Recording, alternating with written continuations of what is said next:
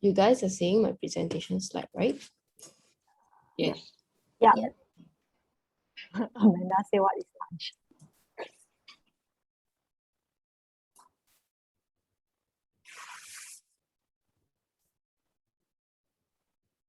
Okay, hold on now. Let me get the...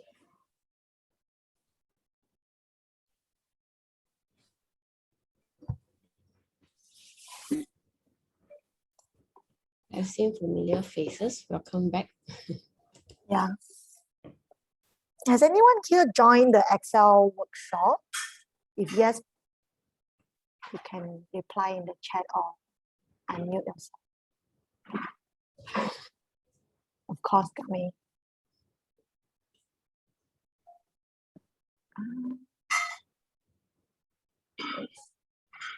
Nice.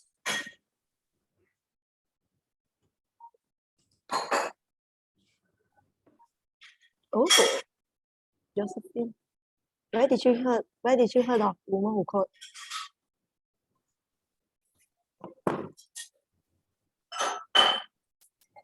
By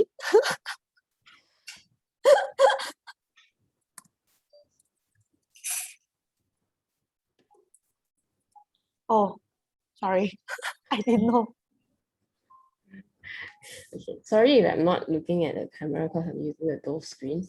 I'm trying to see everyone.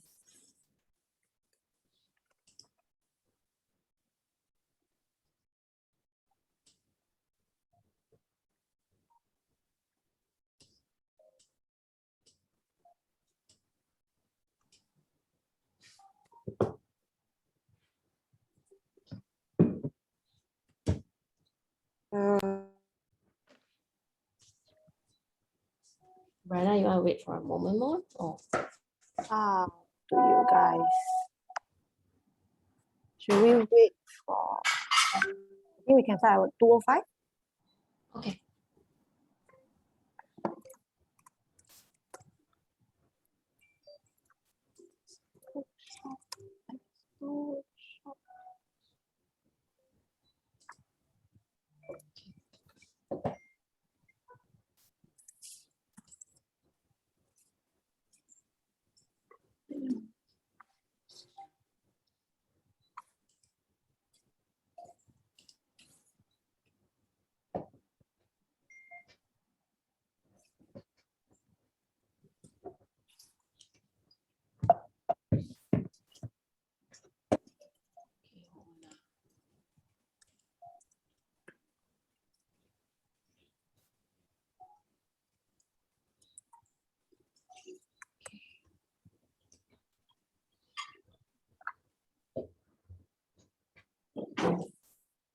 Okay, let's start then.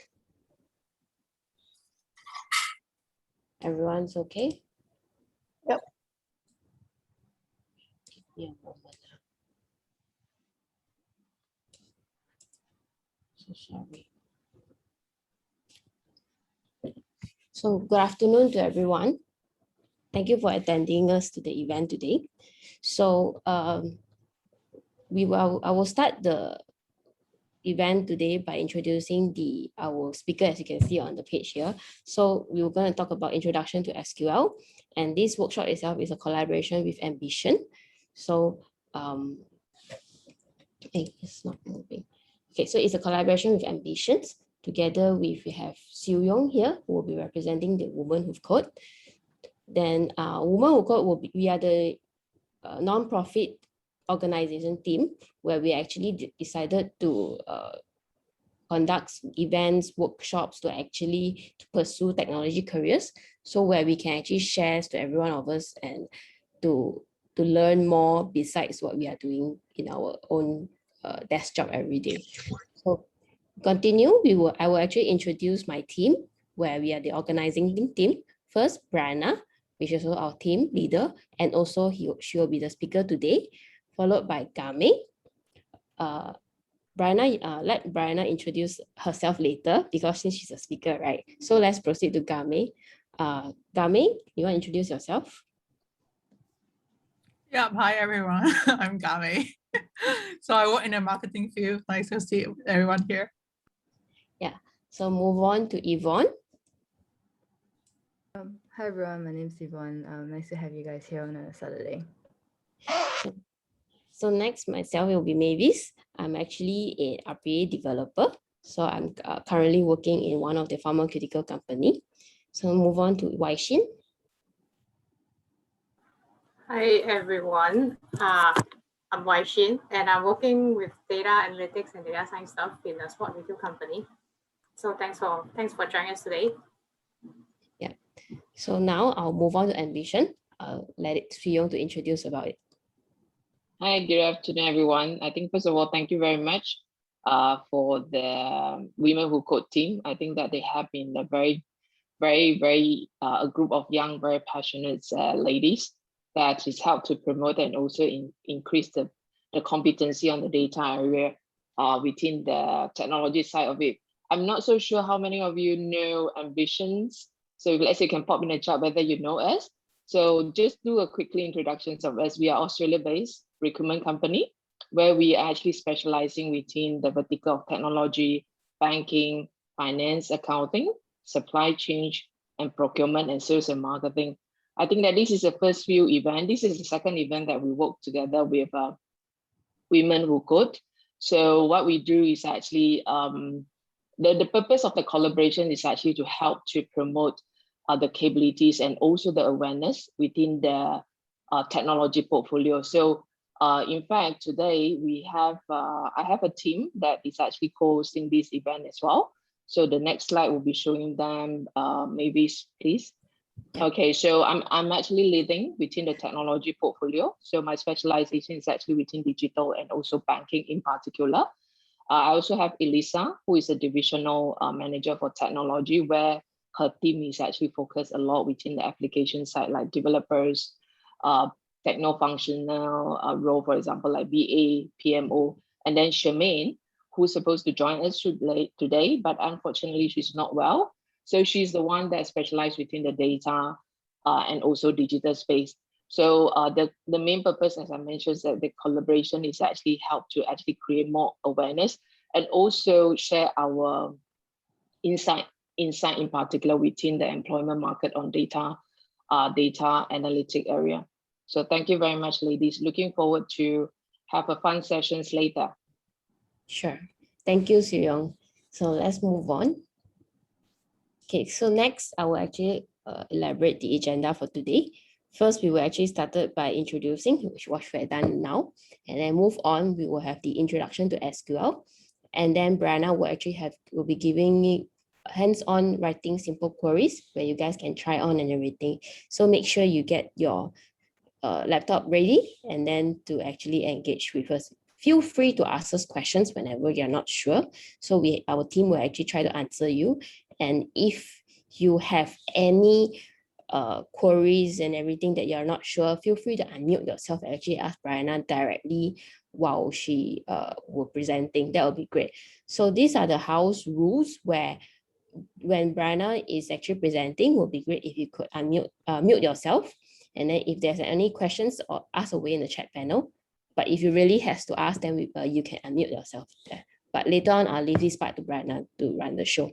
Then after that, we will have a feedback form. It will be great for you to submit a feedback form for us to actually see what we could improve.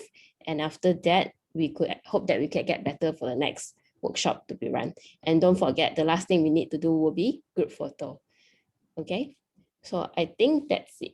Now I will actually bring out Brianna. She'll be the speaker of the day. So Brianna, take the show. Yep, thanks. Hi, everyone. I think maybe you can share your screen. Okay, sure. Yeah, thanks. Let me do I don't it. want to see myself there. Okay, so hi, everyone. My name is Diana. I'm currently a data architect in one of the small companies called Green Packet. Not sure if anyone of you have heard of it. But regardless, right, my role is a data architect. That's all we need to know. Then today we will be mainly just going through basic things about SQL. So before that, we did send out the form to fill out, and I can see that there are quite a lot of people that are beginner. So I will try to go a bit slower. If you guys find out that I'm very I'm going very fast, so do maybe drop me a text saying that ask me to slow down, right? If you have any questions, you can always unmute yourself, or you can drop the message in the chat group. If I am not able to answer it, that's fine, because I know there are still a lot of experts on the floor, right? Having said so, if I have answered anything that you think is not enough, or you want to add on, you can always add on it by unmuting yourself, or just type it away in the chat. Okay, so I think this is the platform for every one of us to learn, including me myself as well, because I know not the expert here. So if you have anything that you want to share, just blast away. Okay, so before I start, right, we will go to there, Regina. So before I start, can I just get a gauge from all of you if you guys have coded before? So other than SQL, have you tried coded using other language? If you do, maybe you can reply a yes and then put down some of the example of the language that you have done. If no, you can just say no. Yeah, so that I can know how should I present it later on. Okay. Plenty of no. Oh, nice. React and Next.js, Python and Argo. Nice. Okay. I guess we have a good mix. So, yeah, nice. Okay. I guess we have a good mix. Don't worry. If let's say I'm going too fast, do really let me know to slow down. Yeah. But SQL itself is not actually as tough as some other language like Python or R. It's rather easier. So let's get started. I think to save my network connectivity, to avoid some of the network connectivity issue, when I share my screen, I will stop my video lah, so that later on we don't have any connectivity issue. Yeah. Okay, right. So let's start. Okay. Okay, welcome to the workshop. Since maybe has touched a bit on the agenda, today's topic we will go through, we will touch a bit, it will be on me telling you guys what is SQL and some of the introduction about it, some of the basic background, right? I won't touch too in depth. I'll keep some for the next session, because I thought that I will only tell the beginner the relevant one so that you guys don't get confused. Yeah, then we will go into more hands-on portion where you will potentially need to open up a few tabs later on, and also then we will start writing the queries together. I will also give you all some time to figure out how to do before I start demoing the answers and etc. So some of the hands-on that we will be working on are very simple 3 tasks, but I will show you all the goals later. Yeah. So we will be touching on how do we select columns from the tables. Second will be querying tables with a condition that we have in our mind. And the last one would be output the tables with aggregate values. Sorry for the errors on the slides. So that will be it for today. There will be 10 tasks in total. So there will be 10 questions in total that we will be practicing on.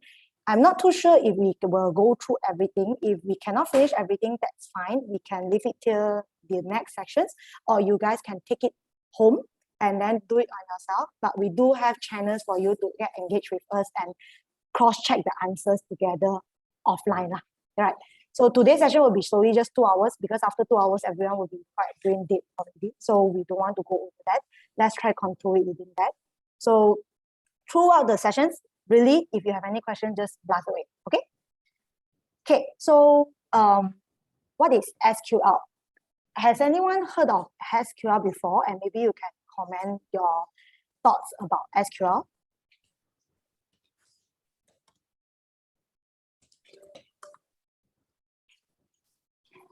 Oh, yeah. So yeah, good one, Joe. If you want to have a look at the slides, yeah, we do have a link for you to access the slides.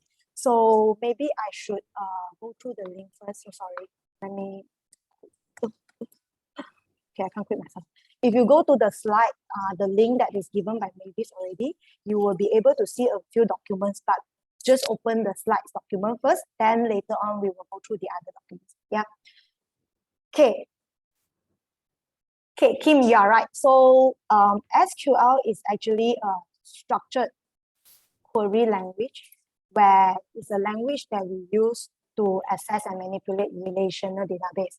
So this is the standard definition of SQL, where it's really the word access and manipulate relational database. But what does it actually mean, right? So as a data analyst, we always will have to present a dashboard, a visualization for end user. So you guys being the end user, usually what you see is just visuals, right? Like a pie chart, bar chart, or like a trending kind of graph. But what's actually underneath of the visuals is actually some of the data that you will use it to show it in the visuals, right? So the data usually is aggregated data, whereby it's a high-level report for you to know the performance of some sort of products, for example, right? But what's actually underneath this aggregated data is actually a layer of different tables that is consisting of duplicate transactional entry. So like it will consist of all the details about a particular product or a particular piece of object that you want to understand. And in the technology world, or when you are using an app or you are buying stuff, right? Usually people will store this piece of information inside a so-called database. So that's the database that we are talking about. Can you all see my thing? Laser. Okay, yeah. So this is the so-called database that we are talking about. It's a database that stores all sorts of information. Usually it's a transactional one, meaning that for every activity that is being executed, they will store it as one piece of information. Then as a data analyst, we will need to take the piece of information out and then put it into some sort of report that the business user or the end user would want to see, right? Because normally we don't want to go through line by line to go and see a single activity. We want to see a consolidated high level performance of a certain object that we want to see. So we will go into aggregated data. And some of the business users, they wouldn't even want to see this. They just want to see like a visuals, which is better for understanding, right? So this is the end result that usually as a data analyst, what we will be displaying to end user. But throughout, we will need to go through a process of all the way liaising with database, meaning get in touch with database, communicate with the database, tell them what piece of information we need, and then we have to transform them, and we have to analyze, transform, clean it right into a proper data, a proper report that we are able to use to build a visuals. So all these information, all these steps that I was talking about, right? We can actually use SQL to execute it. So in a summary, what we can use SQL for, the super crucial thing is really to access and manipulate tables in SQL, right? You can perform transformation and aggregation of the data. You can extract data out of the database into format that you want. The last three portion is more on how you can create new tables. You can modify existing tables. You can delete data in the table. Today, we will focus on the top three portion, where this is what most of the end user would be interested of, right? For example, you are a product manager, right? Sometimes getting the developers or getting the data team to get the data out for you to do some very simple analysis would be taking out too long time. So you want to do it yourself, then all you can do is request for access or read access from your developer, right? Then you can simulate, you can do a query to database and get the report out yourself. That's what usually a product manager would do, right? The last three portion is more on for database administrator, or let's say as a data analyst when I am doing some sort of batch update into my database. This is where these last three information will be useful. But we are not going to cover the exercise won't be covering this. I will go through briefly later on this portion. If you guys are interested, then maybe when we have time later on, I can run through a demo or etc. Yeah. Next, some people might ask, if we go back to the definition, right, you may see the word relational database. So people may ask, what do you mean by relational database, right? So to communicate with database, you need to understand how is this database works? How does it work at a high level perspective, right? So relational database, they stores data in table form. So table form, you can see is usually a table. Then you have table name, right? And then you have all sorts of different rows. So for the column wise, we from the data terminology, we always say column as a field or as an attribute. Later on, you will hear me say a lot of swapping the words between column, table name, field name, attribute name. So make sure you don't get confused. Familiarize yourself with the terminology first. So column usually meant field attribute. So if you on your BAU work, you always need to talk to data team. They will always ask you what kind of field you want to see, what kind of parameter you want to see, right? So parameter will also become a column. Okay. Then in terms of row, is usually a record. I will call it an entry because I will visualize it as every time you make an activity, everyone will put an entry inside there. So the entry will act as a row here. So column and row, and this is what forms a relational database at a high level one. Okay. There are a lot more small details about relational database, which I won't touch today because otherwise you will get confused, and it's another topic that we will touch about it later on. So for today's exercise, you will have to understand columns, what does it mean, and row, what does it mean. Okay. Okay. Next, relational database uses SQL as the standard database language.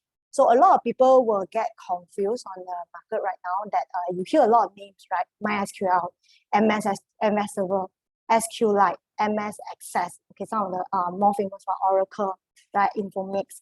What does that? What are they, right? They are just different types of database, right? But then how do you access to this? How do you communicate with all these different types of database?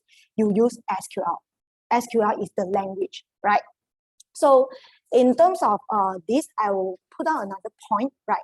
So for every type of database, you can see here, the language that they use is SQL.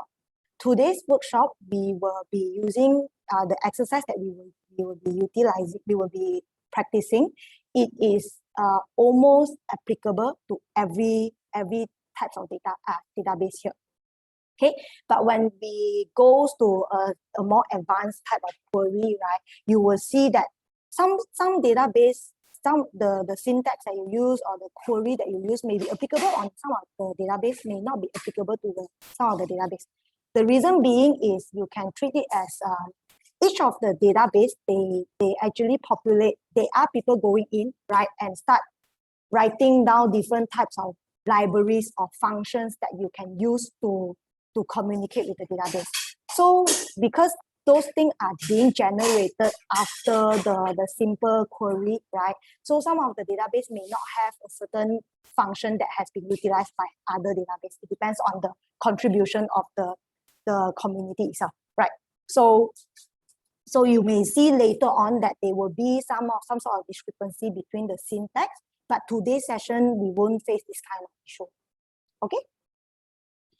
Let me see if there's any questions so far. Tim, I think if there's any question, do let me know because I cannot see the chat. Yeah. Okay, let you know. Yeah. Okay. So after we talk about, this is just a high-level introduction about SQL. Any question? Is there any question maybe? Not at the moment. They are just nice. asking about the slides and the. Slides thing. Okay. Okay. Okay. Someone asked about Artrix. So Artrix is the tool that we use to access a database, right? But Artrix is more on data analysis and to do modeling portion. If I didn't mistaken, I have not used Artrix before, but it's more on using it for ETL. ETL is extract transformation mode, right? So that is what we use to process the data and etc. Those are tools. SQL is a language that we are talking about. So it's two different things. Okay, tools is something that you use like a hammer or kind of thing to access to some sort of things. But underneath they have their different language that is supporting this tool. Artrix, if I didn't mistaken, I don't think their underlying language is using SQL, but they still is able to access to the database, right? But SQL and Artrace are two different things. Okay. Does SQL works for Excel? SQL language itself, it works for Excel, but the tool is different from the normal tool that we use. Okay. So in a real life example, right? Today we are not touching any sort of tools that we will use in real life example. The tool that we sometimes use, right, is depending on what type of database that you are using. There are some sorts of SQL tools that you can access to different types of database in the world, right? Like one of the very famous and my favorite one is dbeaver, where it can actually use to access all sorts of types of databases. And SQL, you can use it in Excel, but inside the Excel, there is this thing called Power Query. So this Power Query, you can use SQL to access the database being stored as an Excel file. Excel file is actually one type of database, but we don't encourage it to be used as a database, right? So if you really need, you can use SQL to query data in Excel file, but it cannot be done in the tools that, like for example, the dbeaver or the common one that we use to connect to database, because they don't have that kind of connectivity to Excel. But you can do it itself in the Microsoft Excel, the tool itself. Nabila said SQL can be used in tools like Power BI, etc. Right? Yes, you are right. In Power BI, there is a column which is similar to Power Query, where you can type SQL. As I said, SQL is a language where so long the tool, which is like Power BI, Microsoft Excel, dbeaver that I'm saying, right, that can support SQL language, you can apply it there. Okay. Okay, right. Next is the data. Okay, so now we are touching into the practice, the hands-on one. I think it's the thing that you guys are looking for the most, right? You don't want to hear from me too much. So firstly, we need to understand the database first, the data set first. I think my screen hang. Let me just stop sharing and then share it again. Hello. Okay, quick. And then if you open up the link that has been posted by Mavis, right, you can see there are a couple of documents here. So one of it you can open is the Excel file on 103 SQL workshop. This is the cheat sheet compiled by our team for the exercise later on. Okay, so for this cheat sheet, you will be consisting a lot of different queries that you will be utilizing later. Okay, if you go to the other tab called data, this is the data set that we are going to play around with today. We are going to have only one data set today because we are going to do simple query. And take a look at the data. Maybe you can explain what is this data set capturing. Can anyone tell me in the chat or unmute yourself?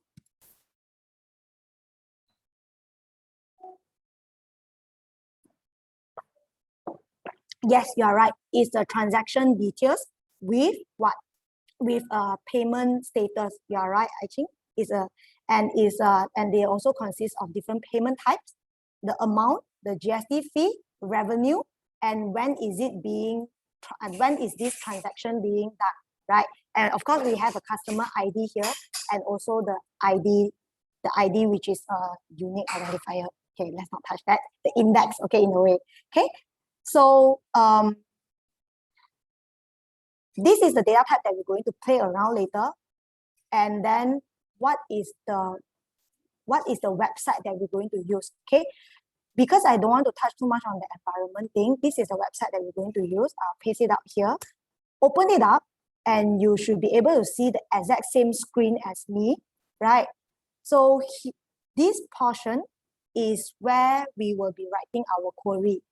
Okay, we will be writing our script, we will be writing our query, and then we will press run to run the query. And the result will be shown underneath here.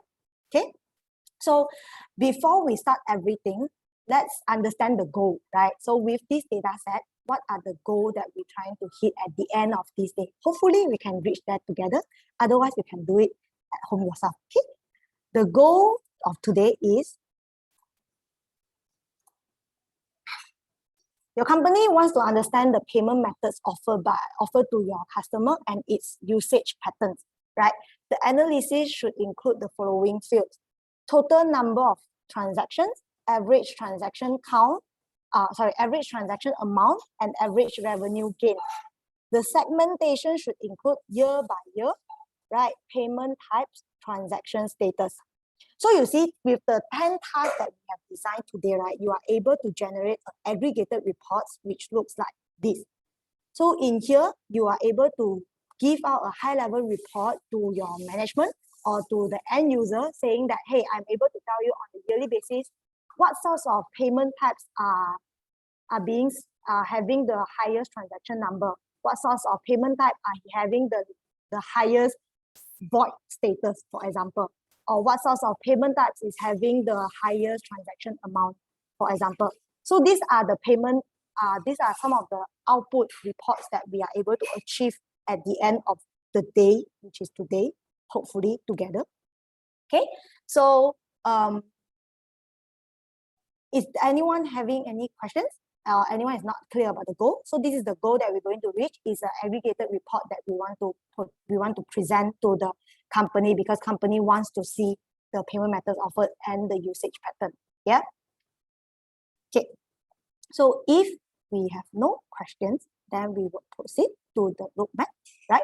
So if we want to, let's say, okay, so in order to generate that kind of reports, there are a few things that we need to know how to do yet by query, right? First thing first, the entry level is we need to know how to select columns from table. Then we will slowly include the select columns with clause, right? Any condition that you want to put in, right? The third one is by grouping them together and generate an aggregated report. That will be the three key goals that we're going to key three milestones that we need to achieve. Once with that, the number 10 task would be really generate the report that I showed earlier on, which is this one. Yeah. So let's work on this together. Okay. So before we start selecting columns from the table, you need to create a database first. So inside the session material, I do put up 2 SQL documents, right? Open up the document for table _ definition in your text using TextPad or using your notepad like this. I think if you are using Mac, you may want to open it up using TextPad. Correct me if I'm wrong. Yeah, you have to right click and open with TextPad. If you are first time opening in Windows, they should automatically open it with Notepad. If not, you need to right click, open it with a Notepad. So you will be able to see this is how we create a table. We are creating a table called create table. This is the keywords that SQL will pick up, meaning that we want to create tables. And then next one is transaction. This means that we are creating a table named transactions. You have to remember that the table name is transaction and it's all small letter. Okay. Then inside the table transaction, what do we have? We have an ID, which if you put it side to side with the table that you have here, sorry, right? You will have ID, right? And then you want a customer ID, you want status, yada. The second one here is actually the data types that you want to do. You want to assign the field to be data types. What is data types? One, if you see 1, 2, 3, 4, 5, you know that data type is an integer, right? It's a whole number. If you see, like, for example, this status is actually being put in text, the text that we know, but in the database world, right, they call it varchar or they call it a string, right? In the coding terms, you use string, right? That means it's just text here, right? And you see amount here is actually a decimal places, right? Decimal places, usually we do double or you use float in the coding language, okay? And you see date created here is actually some sort of date with time, right? In the database, we do date time or timestamp. It's just different types of data types that we put down here to when we create a table, right? Then the next one would be some of the default setting or config that we want to put in. It doesn't matter. Okay. So as I said, we are not going through the details of how do we create tables, modify table, delete tables. This is a high level of how do we create one. What we need to do now is copy the entire script and then paste it into the column here. Delete everything, paste it in, right? Once you paste it in, you can see there are actually colors on different syntax. Yeah. So that is to tell you that if you are using some sort of keywords that has been recognized by the SQL, they will paint it into different color. Okay. So you need to run it.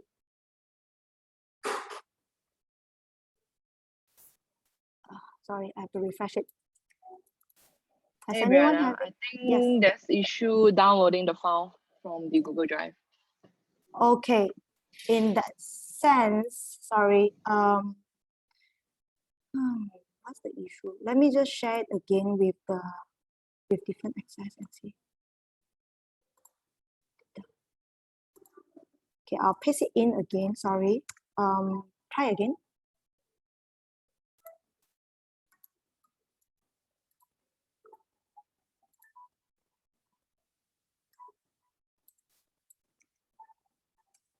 Can you all do it now? Yep.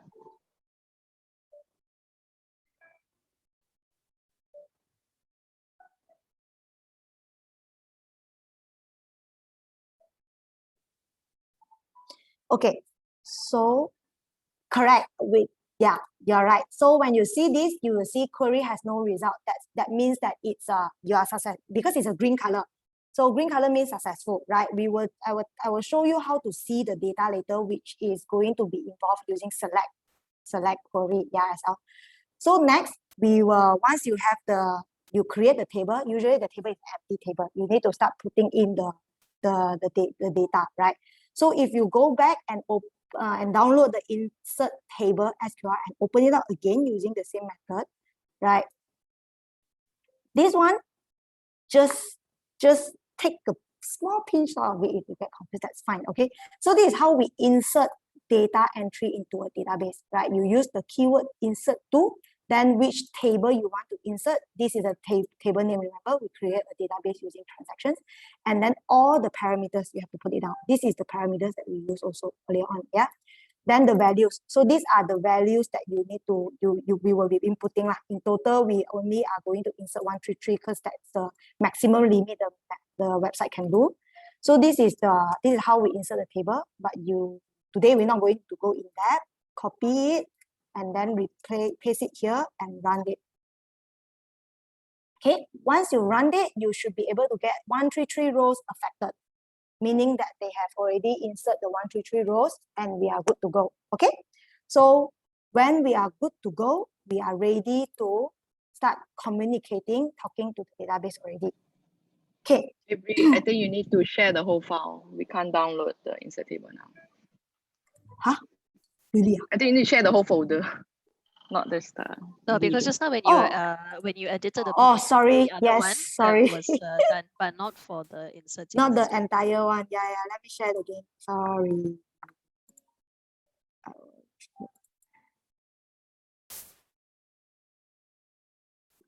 Sorry. Okay.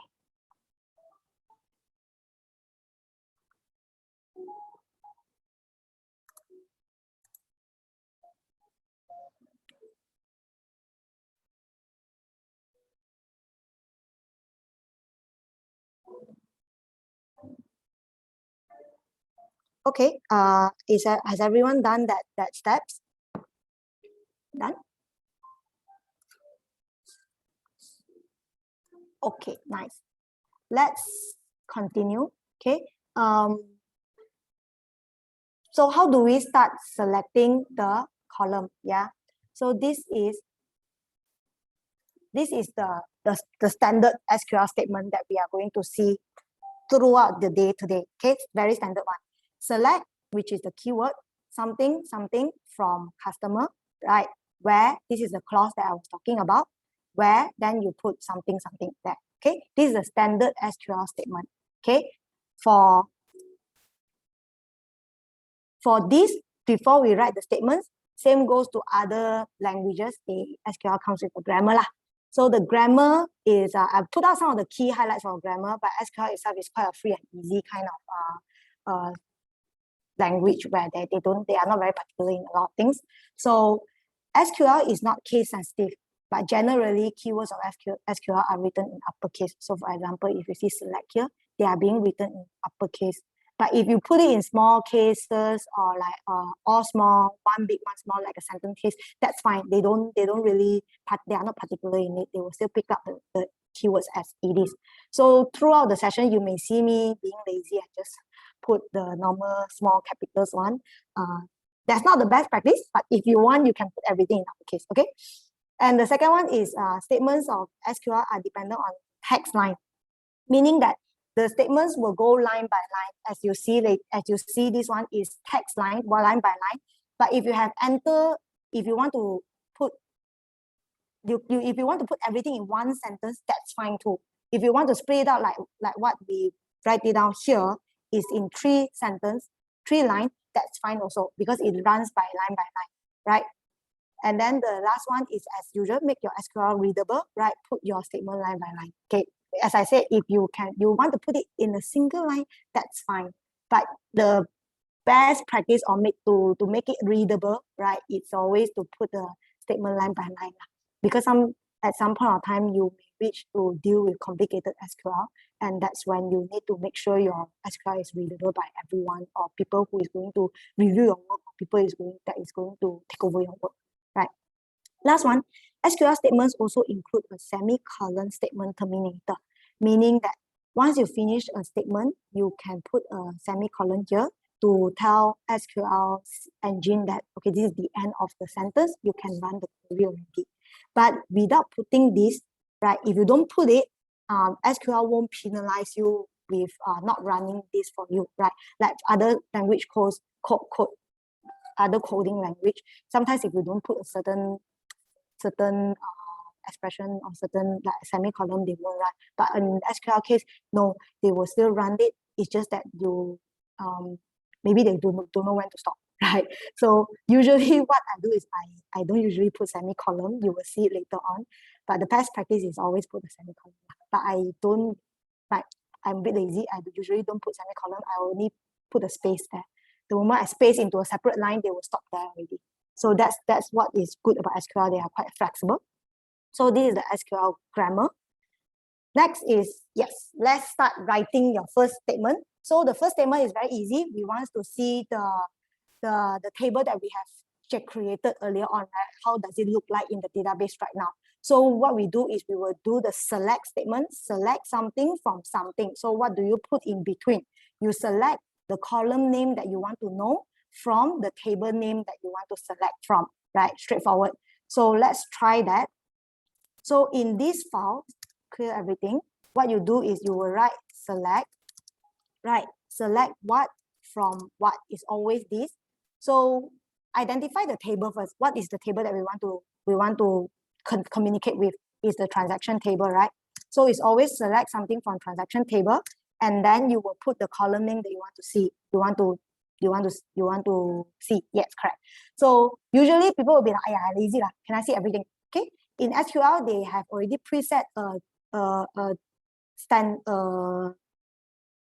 what's that called? Something for you to just query straight away, which is asterisk, right? So the moment you put asterisk, it means everything. So it means that you want to see everything. So once you write this sentence, just click run.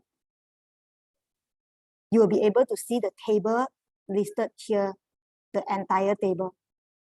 So you can also put down that, let's say I want to see payment type only, the payment type column.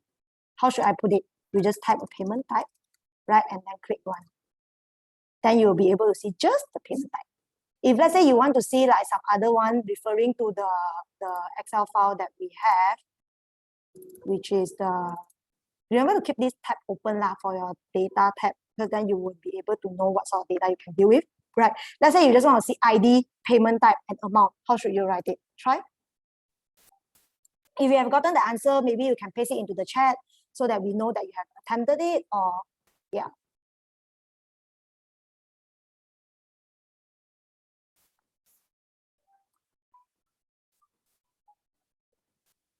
Yeah, Josephine, if you get access denied for user, right, try refresh your website and then do it again.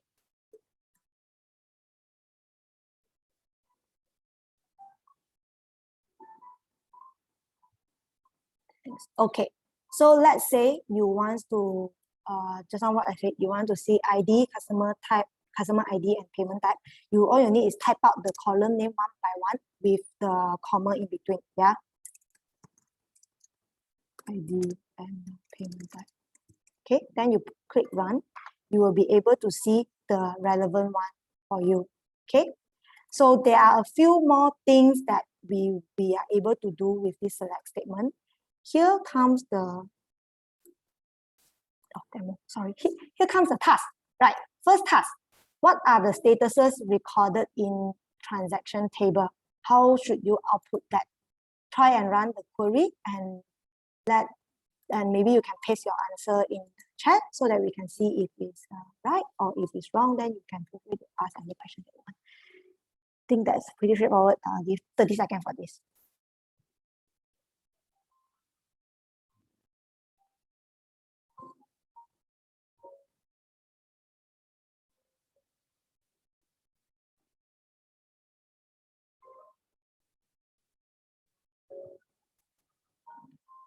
Okay, so to see payment types, everyone will write select payment types from transaction, right? Is everyone getting the same thing? Okay, but you can see that actually there are a lot of duplicates here, right? But then if let's say I just want to see like really filter out the duplicate, just see the really the few one, right? How do we do that, right? In the SQL, there's this thing called distinct, where whenever you type, you see, you need to put caps lock as the best practice. Okay, so you need to put this thing here. Then if you run it, they will shortlist they will remove all the duplicates and only put the one that is that appear in the transaction. Yeah. So the word distinct is something that you can use in when you are running some sort of analysis. You just want to see, right, what sorts of payment type you have. Then before you do further analysis, because you need to understand the database and the tables and all, right? So there are a lot more things that you can do. One of it also, let's see if the next task comes through. Okay, then then we touch about on the data types, which I have already touched it, but let me go through it again. So the data types here is integer is a whole number, but char here is actually string, normally indicates by code, right? We will go through it later on. For example, like the code happy, you have to put a code there, then people will know that this is varchar, this is a string, right? String, as I said, is like a text. Okay, float is normally a decimal, date time is like a date and time. Okay, then okay, we won't touch this first. Okay, then I think I will show you the other one. Okay, let's do this one. Okay, second question. So for this question is, what is the transaction amount round up to the whole number for every transaction? So the idea here is you need to output a table that is showing you the ID and the transaction amount, which is round up to the whole integer. Because you can see in your data type, right, the amount, okay, first you have to identify which column are you using first. I'm not going to tell you which one, you have to know, right? Then the amount here you can see, be it which, regardless of which one, is actually in decimal. So how do you actually put it into a whole number, right? Try and populate it and then see how.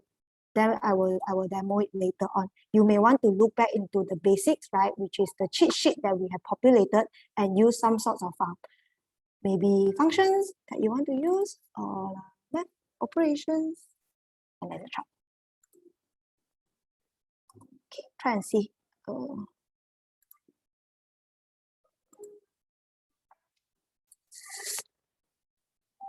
Okay, someone asked, Lee asked, does MySQL support XML data type? I actually don't know. That's a very good question. I don't think so, because in a relational database, is you hardly store XML file, right? XML is usually for unstructured. But if there's the semi-structured data type, if let's say anyone here know, do let us know. But in my knowledge is no, don't think so. Oh wait, you asked MySQL. You mean the database, is it, Lee? Okay, never mind, we go to that later. Some people has already gotten the answer. Let me demo here. So the answer is we have to identify, select something from something, right? So what are the columns that we need? You see that we need ID, and definitely we need the column amount, right? Because we want to see transaction amount. But the amount we want to round up it, we want to round up because we want it to be whole number. So there is a function inside the SQL, right? You can actually use round amount from transaction. Okay, so the output table will be exactly the same as this one, these two, ID, transaction amount, right? Which if you run it, you will be able to see the answer. This is the answer that we want. But if you see this, right, you will see this round bracket amount. But then as you go, when you are writing the query, you will start inputting a lot of different functions, different transformation inside there.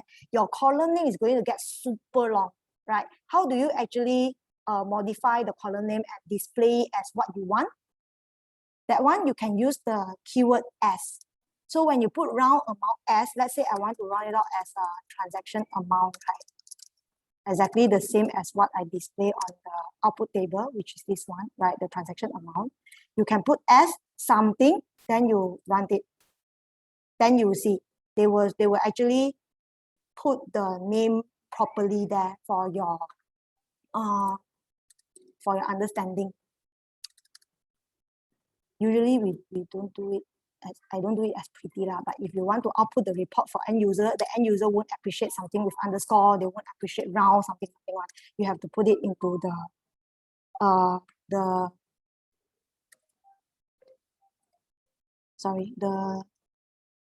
you want to put in the nicer way for the end user to see it, yeah.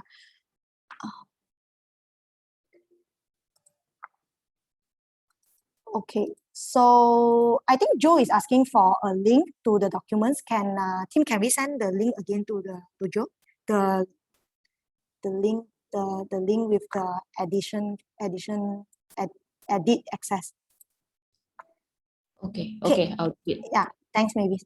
Okay, next, it would be on the third question, right? The third task, very straightforward. What is the margin for each transaction, right? You will have, I put out the margin formula for you because this is not a math class, right? So this is just for you to understand how do you play around with the different columns and all. So try to work on this and see, and maybe if you have gotten the answer, you can paste it on the group chat.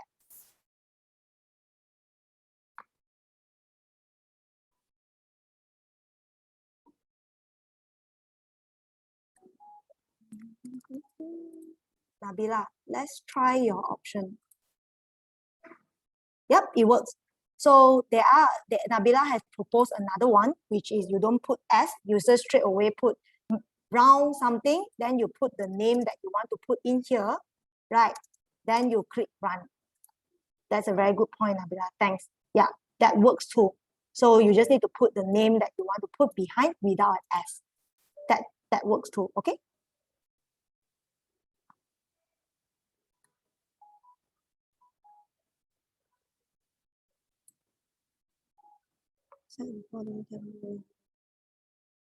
Okay, Lee, for databases, you can store data types in different types of data types depending on the database types, right? They are able to store image, they are able to store XML and JSON data type, right? But when you are using SQL to query it, I don't think SQL can query an image. They can only maybe they can only see it in the hyperlink kind of method. Because in SQL, in relational database, you only store data type that is it's more like a structure kind of data type, right? If you are storing image, usually it's like a link kind of thing where the image will be uploaded in some sort of cloud storage, and then they will capture it as a link inside the table. I hope that answers your questions. And binary, yes, they do store 0 or 1. A JSON, yes, they do store a JSON file in one single column. But then when you are designing that kind of structure, usually we don't really encourage it because you can't really analyze it unless you are using some sort of unstructured, and you are using those unstructured, the non-relational database where it will be a separate story. Yeah. Have we tried the... Okay, so okay, let's try this together. For task number 3, you will need the margin and the ID. So same logic, select something from what is the same as a transaction table. Then you will need ID, right? And then you need margin. So margin is actually revenue divided by amount minus GST fee, right? And then multiply 100 as, because I want to put it as margin percentage.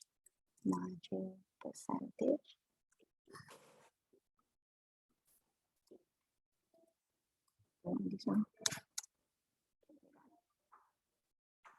Yep, this is the one. Okay. But you can see that the margin is actually having a lot of decimal places. So as usual, what you can do is you can put a round here, right? You can, the round function actually has multiple usage, right? You can put a comma and put down the decimal places that you want. If you don't put any decimal places like what we did earlier on, they will just by default round it out to whole number. But if you put a 2 there, then you will be able to get just 2 decimal places. Or when they round off, it's not, then they will put it under 1. Okay, yep, nice one. Yep. Has anyone any questions so far?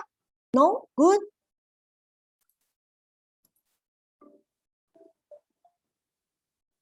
Okay, if all clear, then we will go into a summary, right? So summary is what we have learned today.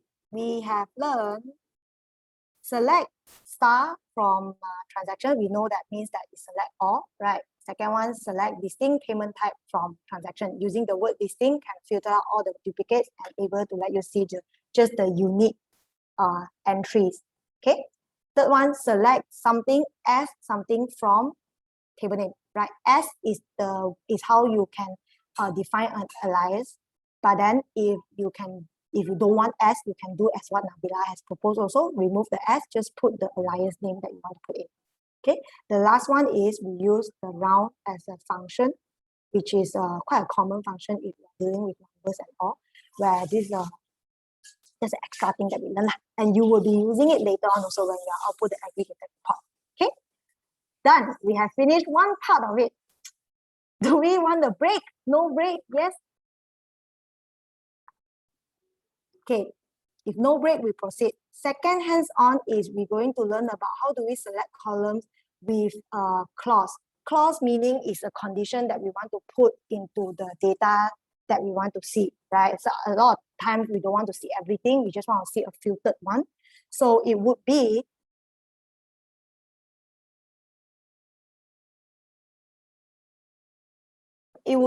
select column name from table name where predicate, we call it predicate, but I won't be using that thing. I will be using some sort of simpler one. So that would be how we select the columns and table and all. Then how do we write the predicate, right? We have learned select from already. We have done 3 tasks with that. I'm sure you all are familiar with it, right? If you are not familiar, do really raise the confusion that you have, okay? The second one is write a predicate where it's a where function.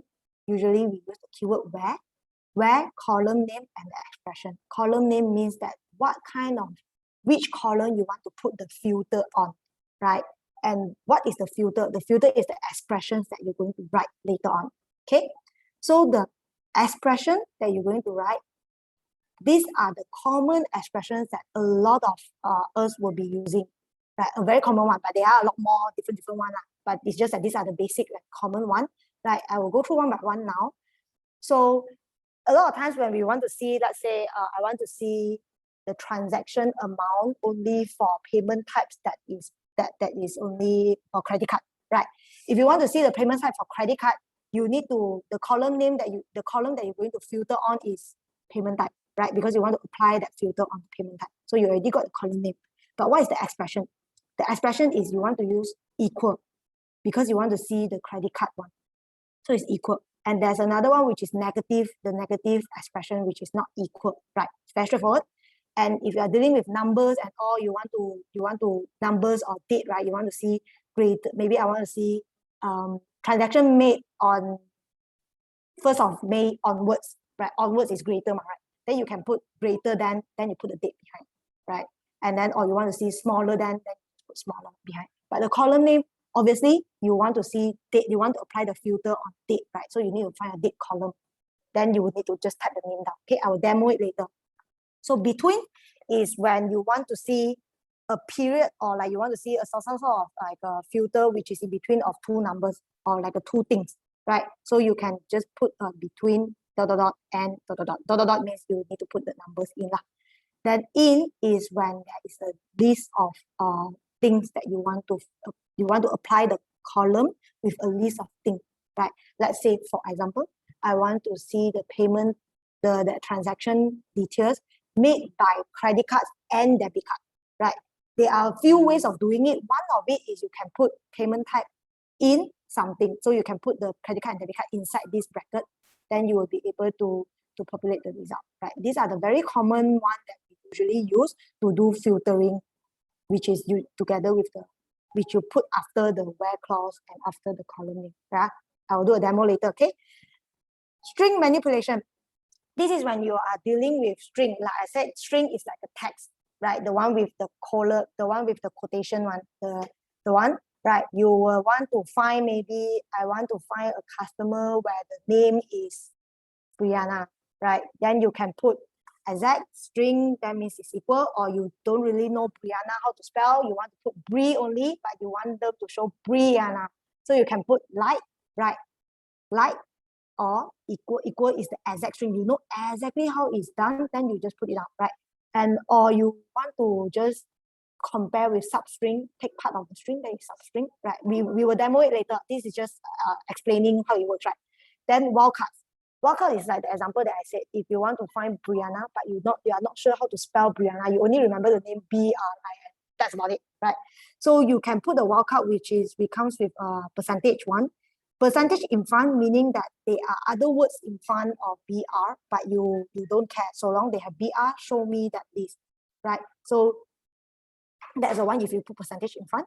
If you put percentage in front and the back is, I don't know where BR will happen. So long it happens inside the string, inside the text, show me that result, okay? So this is BR. You can also put BR percentage, meaning that if BR has to start first, then behind that, whatever alphabet is behind that, I don't care, right?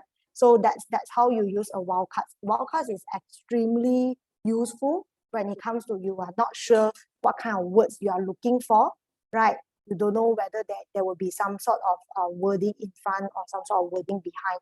It's extremely useful. But another tip is bear in mind when you are dealing with huge data sets. Currently, we are dealing with 133 entries, so there wouldn't be any problem. If you are dealing with like thousands or like millions kind of data set, having wildcards, especially the wildcards in front of the text, right, will increase the complexity of the query, meaning that the query will run longer, and that would be a performance issue, right? But it's not a concern. If you really need to do it, then we do it. When we will deal with it when we have the issue, and then that comes the optimization of query. Okay, so let's do an example. So I want to see my data first, then let me throw an example.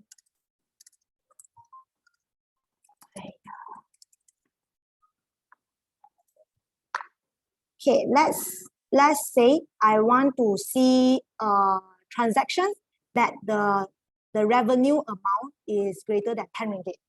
Okay, so means that I want to see the transaction, meaning I'm not going to put any filter of, I want to see all the columns up, right? I will select star from transaction, and then I want to see only the transaction that has the amount greater than 10.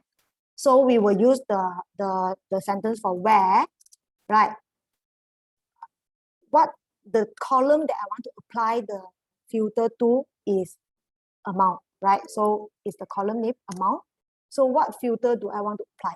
Meaning I want to see the statement is I want to see the transaction that has the amount greater than 10 ringgit. So I will be seeing greater than 10 ringgit, right? Then it would be, and when I run it, they will put 131 is 131 rows, meaning they already filter out. Remember earlier on it was 133, now they filter out is 131. Let's put even more, make it even more obvious. I want to see 100 bucks. Is 108. Wow, so high one. Okay, let's change it to revenue lah. Revenue. I want to see only revenue that is making money. Revenue that is making more than 100 bucks, right? So the column that I want to put filter on is revenue, and then I want to see only transaction that make me earn more than that has the revenue more than 100 bucks. Thing is only 8 rows, so you can see it's only 8 of them that is generating the greater than 100 bucks revenue. Yeah. So if let's say I want to see revenue that is between 50 to 100, okay, there are few ways of doing it, which is remember the syntax that we have between something and something. We can use between 50 and 100, right? And you run it, then they will show 38 rows. Another way is you can use in, right? In, then you can put, oh no, you can't use in. That's a between, sorry. Okay, that's how you use a between, and the greater, smaller, etc. is the same, right? Let's say, for example, I want to see transaction that has been made by, I want to see transaction that has been made by FPX payment type. Yeah. FPX payment type, obviously, we know is an online banking like this. So, so the filter that I want to see, I want to put on is payment type, right? And I want to see only FPX, and I already know how to spell FPX, right? So I'll put an equal, right? Because it's an exact string. Then I'll put the string FPX here. Remember, string, we always need to use the quotation. So you have to put the quotation, FPX quotation, and they will show you only the transaction that has been made by FPX. Yeah. Okay. Let's do task number 4. What is the payment type used for void transaction? Sorry.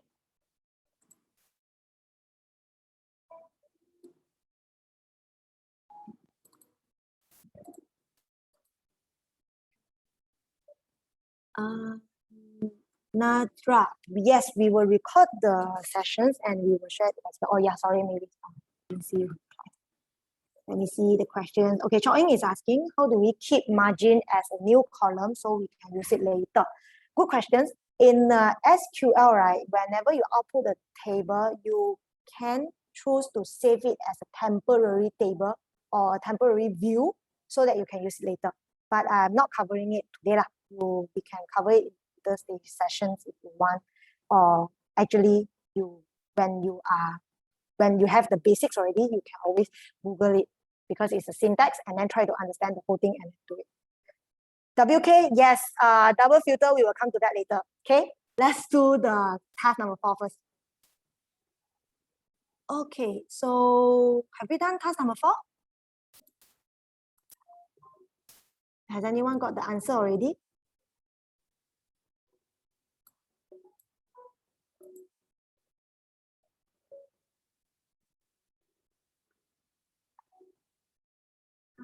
Okay, nice. I can see people start giving out the answer.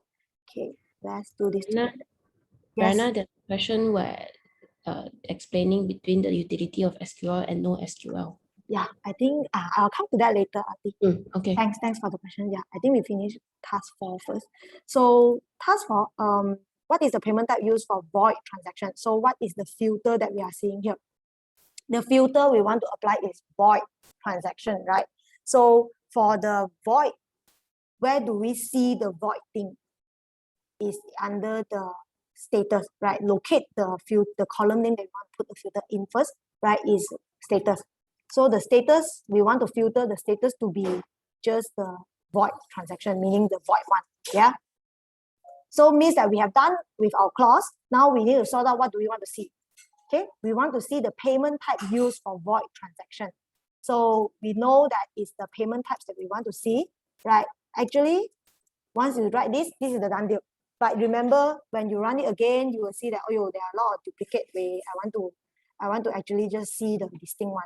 Okay, then this is where we put the word distinct here. And you will be able to see the distinct payment type that is used for void transaction. Clear? Anyone has any question, confusion? No? Then we will proceed. Okay, Ati, let me come to your questions. Okay, the syntax is meant for specific DB symptoms. For the today's one, we are not, this will be the basic one, right? But as I said earlier on, right, for different data system, they may have different syntax, but these are the basic one that it should be applicable for all the one. Teradata, Oracle, SSMS is the same. And INA, no, it's not case sensitive unless you are talking about column name and table name. If you're talking about column name and table name, because these are the column name and table name are the one that they need to go and search around, remember? So the case is very sensitive, and it goes same to this one. If let's say you put void, let's try now, right?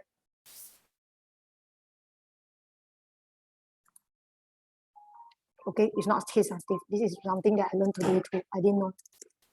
Actually, I thought it says case sensitive. Yeah, apparently it's not, but I thought it's case sensitive. It's not case sensitive, and but then I know for column types and transaction type, you have to follow the name itself.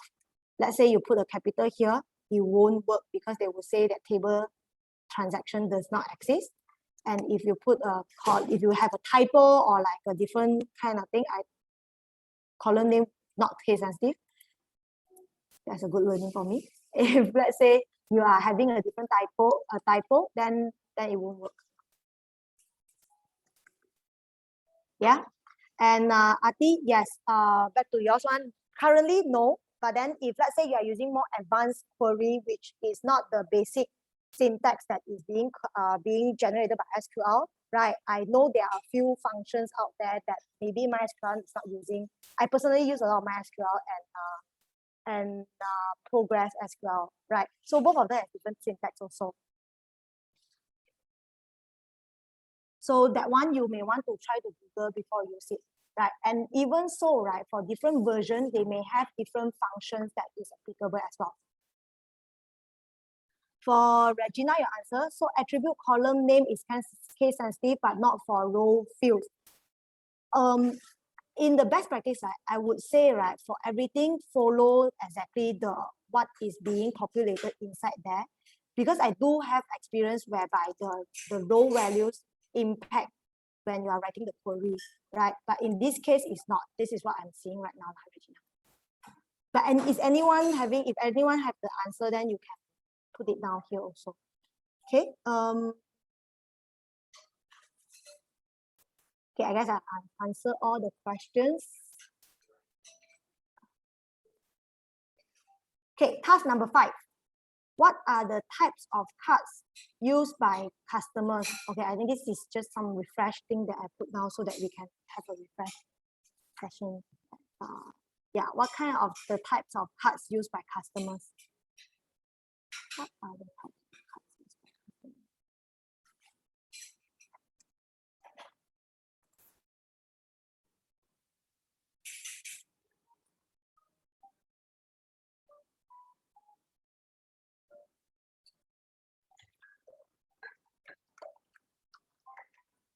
Do we have any answer for this?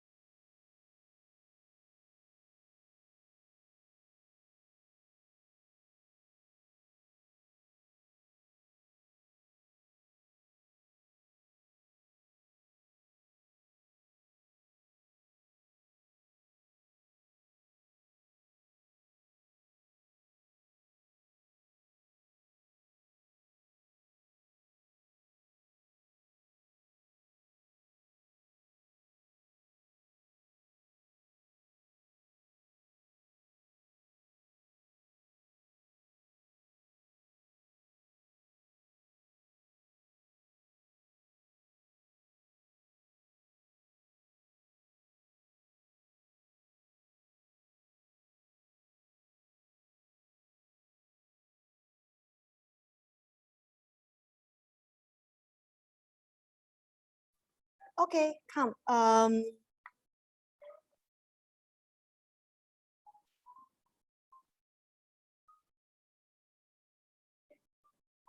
Okay, let's work on this together, yeah. So what we want to see is just the cards that has been used by customers, yeah. So we know that we need to filter it on which table, in which column, sorry, it's the column payment type, right?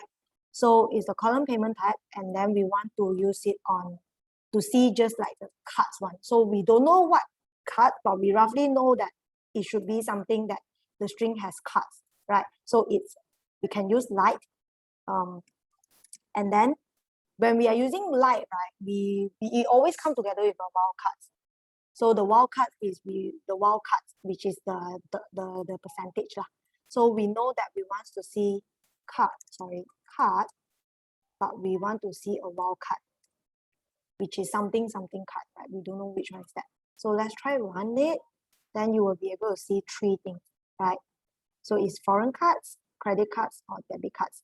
Just I saw your answer, you simply put distinct payment type, and then you say that you can just read it from that.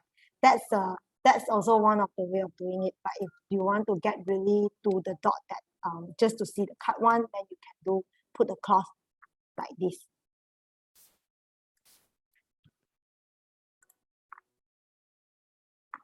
And YK, your contain one.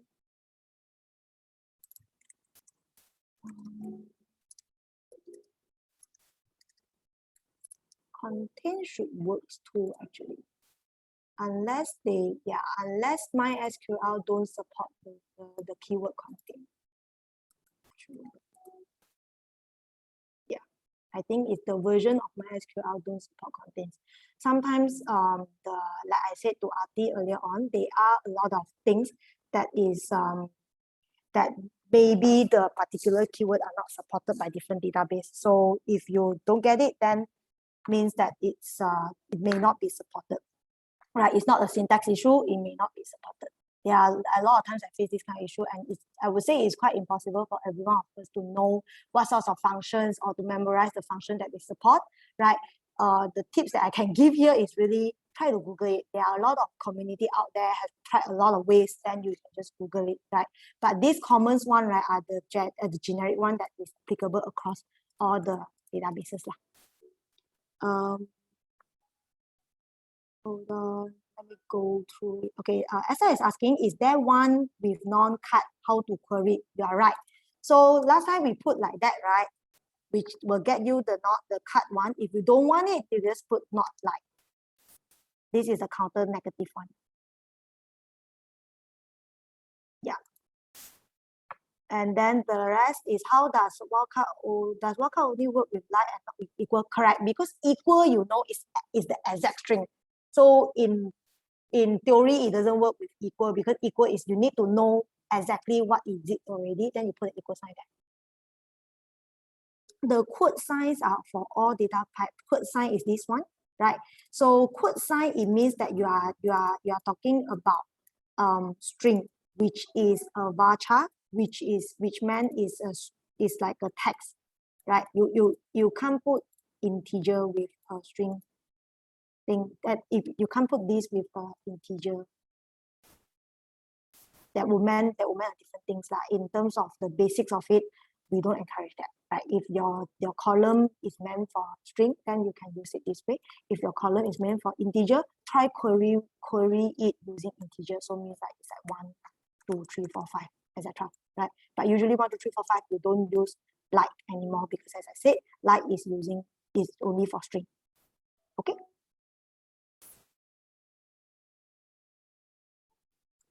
Okay. Last is this is task number 5, and then next we will touch about aggregate functions. If you go to your cheat sheet, you can actually find a lot of aggregate function here and the meaning of it. These are the common one that we always use, right? Mean, max, count. Count is very, very common. We always use it. And then average and sum. I won't go through too in depth because the function has already, I think it's self-explanatory. Does anyone need an explanation of some sorts of functions here? No? No, yeah? Okay, so then let's touch a bit on task number 6, right? This one is slightly complicated. I'll give more time to work on it. Then we'll go into multiple condition, which is what YK has asked, right? So task number 6. Come, which is, okay, task number 6, you will need to output a total revenue gain and total transacted amount after GST fee deduction only for successful transaction.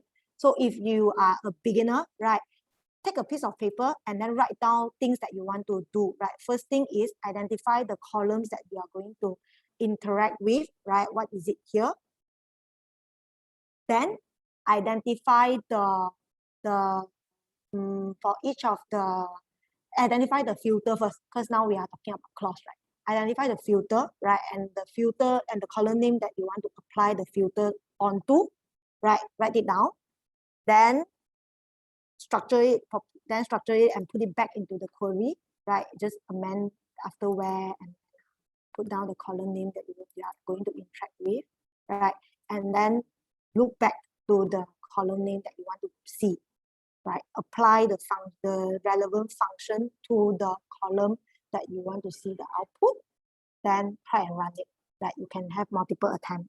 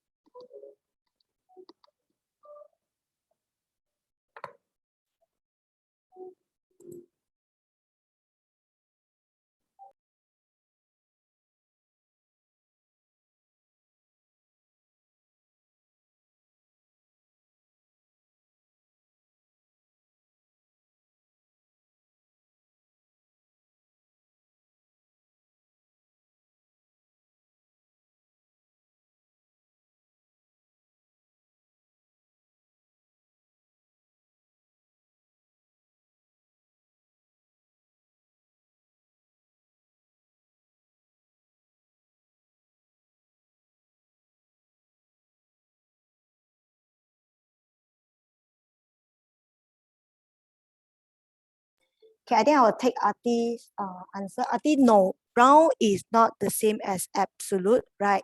Absolute is where you turn a negative value into a positive value. Yeah. So let's say you have a negative 3, right? When you put absolute, it will convert it to positive 3. And then I think truncate is also not the same. Truncate is where you cut down the number.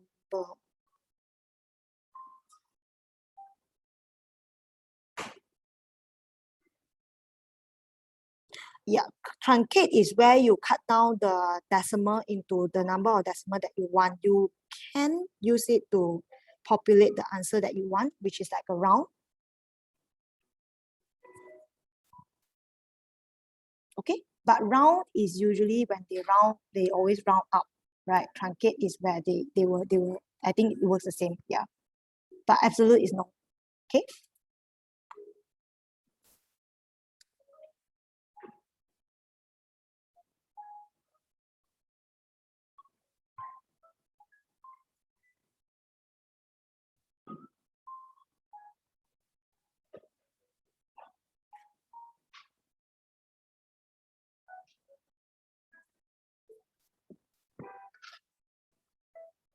Okay, come, let's try to do this together. Okay, so as I said, we need to identify the columns that we are dealing with, right? We are dealing with revenue, transacted amount after GST deduction. Okay, first thing is revenue. We know that on our cheat sheet under the data tab, we have revenue. So we will be working on column name revenue, right? Then the second one is transacted amount after GST deduction. Okay, looks like there are some math that you need to do that. So what does that mean? That means that you are taking amount minus GST amount. So you will take amount minus GST amount, right, from transaction. Then they want, what do we want? What is the filter? The filter is I only want it for successful transactions. So where do I see successful or not? Right, we see in status. So column name status is the one that we're going to deal with. And we want to have only successful, and we already know how to spell successful. We know exactly what is the words that we use there, right? So, sorry, this is not the one, right? You only see the breakdown of it, right? But then what we want here is total revenue gain. Total, meaning that we want to see if you see the cheat sheet, which one should we use? Sum. Right, sum give you total number of values in a given column. So it's actually sum revenue and sum. Right, if you run it, this is your numbers. Then you can add some of the ethnicity there lah, where you want to round. Then if you want to round to that 2 decimal, also okay. You want to round to the whole number, also okay. And then after that, this is where you modify your query to make it look easier to read, right? Then those are things that you will do only, you can do after that, right? Like what I did right now, right? To make it looks nicer.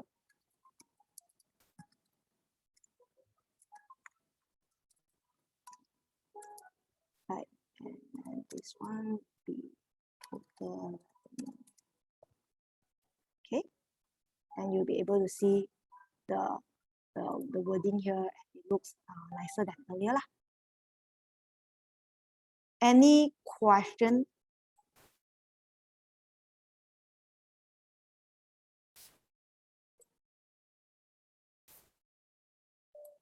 I can see a lot of repeated names. What about others? What about other 50 participants? Are you guys doing okay? Can catch up? Too fast? Do we need a break?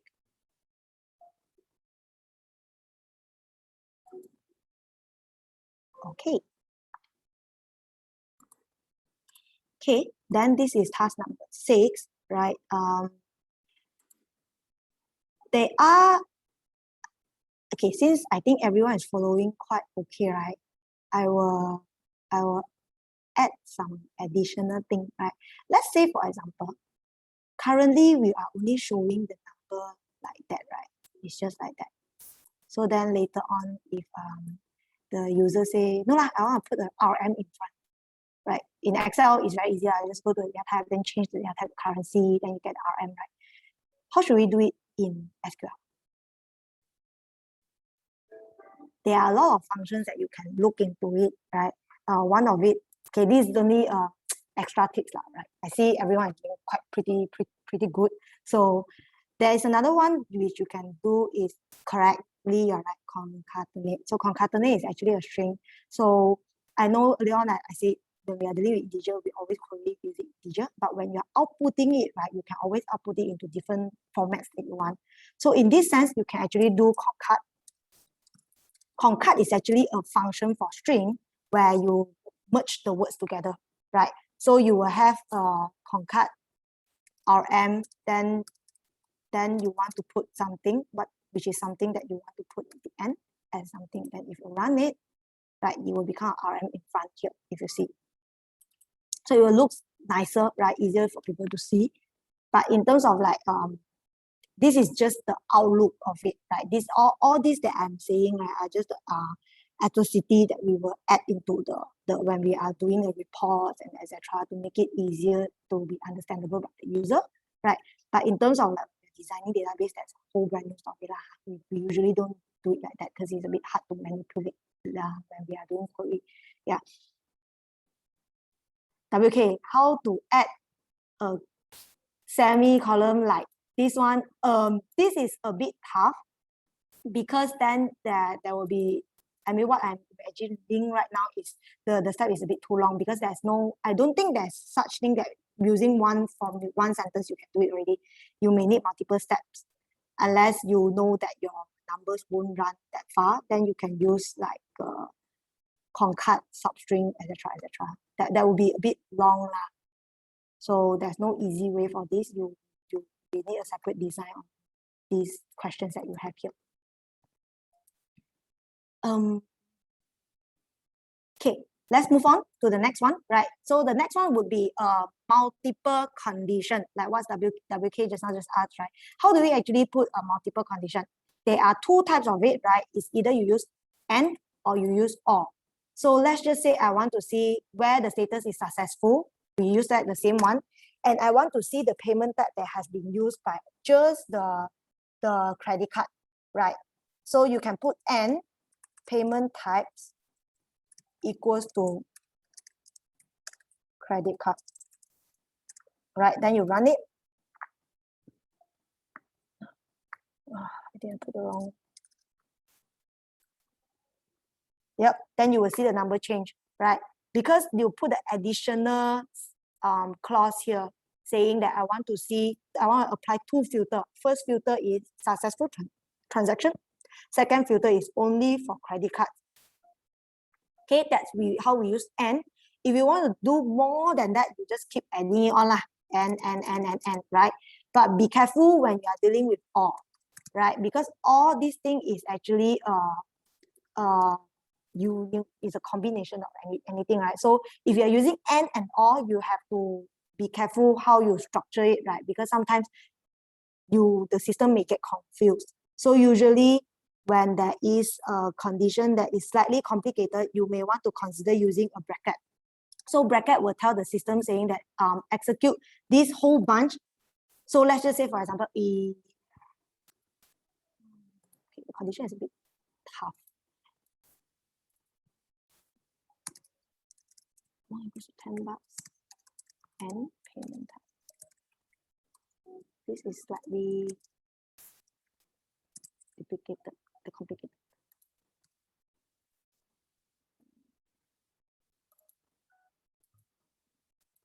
Okay, doesn't make sense, but the example is I want to have a data that I only apply a few filters. One of it is if let's say the transaction status is successful, I'll take them.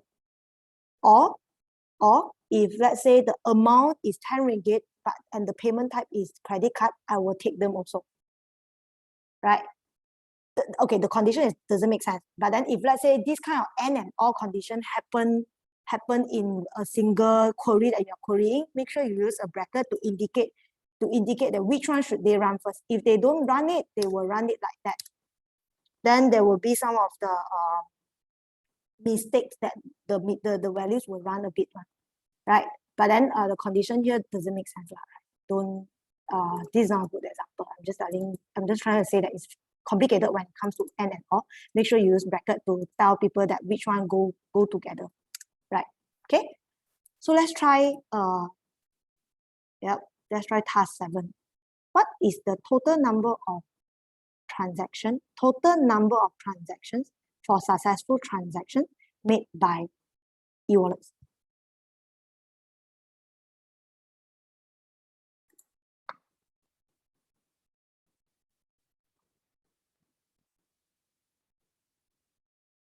Oh, definitely have came up with one.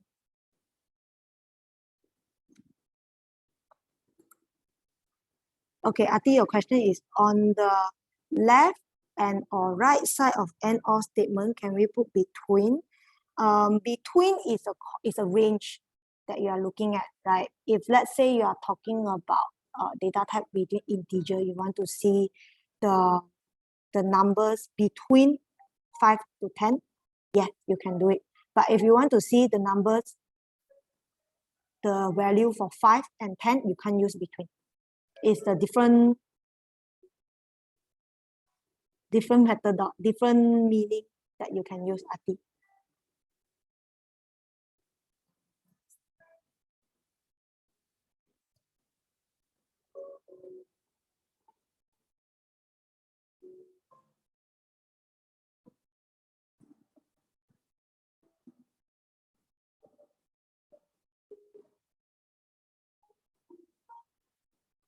Jessica asked, does adding a string to an integer change the data type to string? Yes.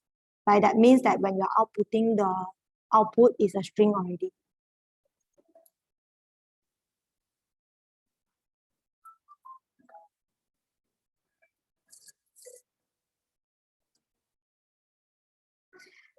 Okay, has anyone gotten the answer for task 7?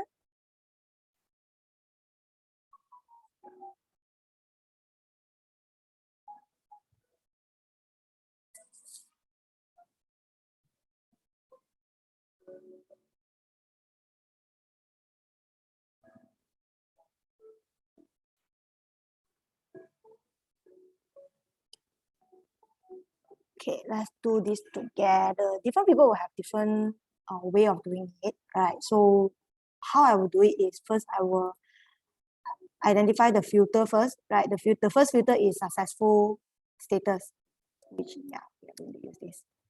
And then another one is we will have to use paid by e-wallets, right? So if I were to do this, I know it's payment types already, but I don't know how does it work, right, for this one. So I will actually select this. I will actually look at the payment types that we have first. Then we see what sorts of payment types we have, right? Then from here, you are able to identify the e-wallets that we are talking about. In here is actually Grab Pay, Shopee Pay, Boost, Touch and Go, right?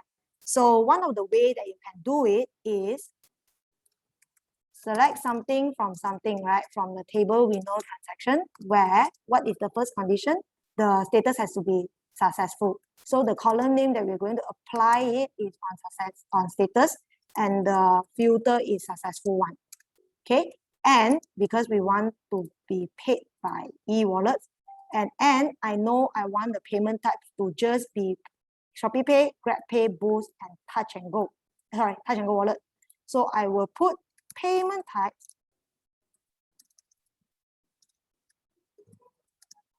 in a list of the wallet that I want.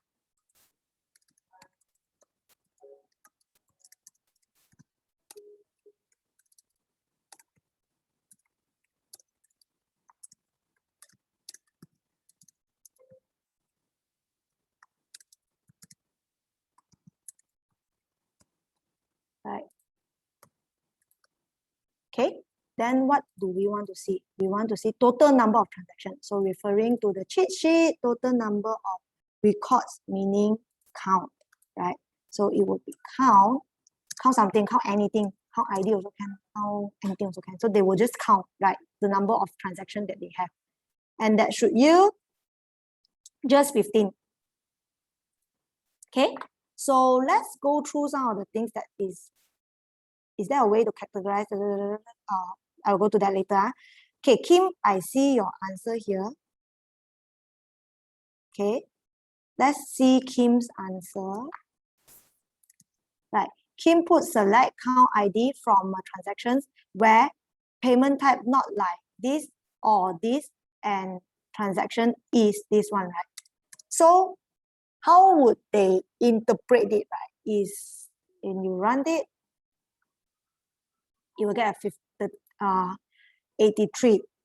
The reason why is, yeah, is it just that all?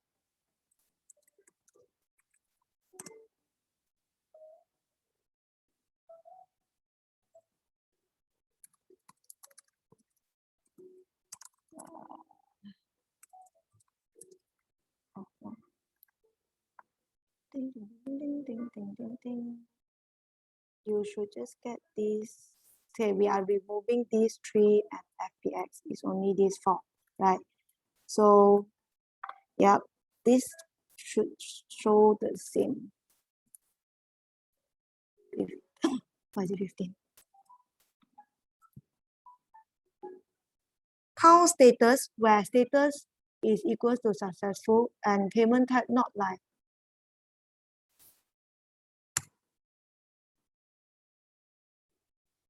Yeah.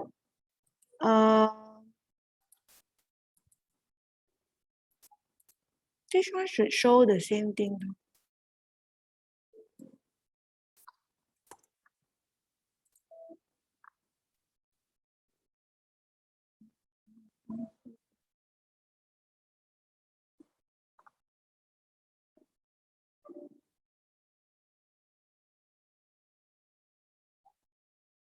Yeah, 15 row is the answer, should be the answer.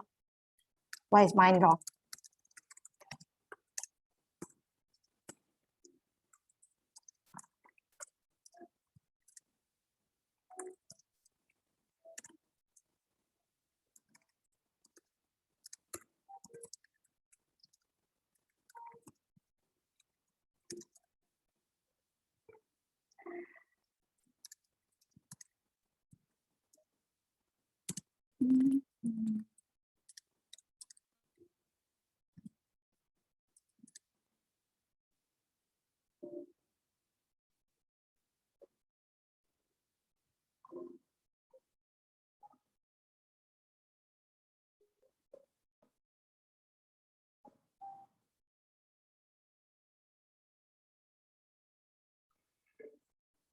Oh, thank you, WK. Right. Okay. Shopee Pay.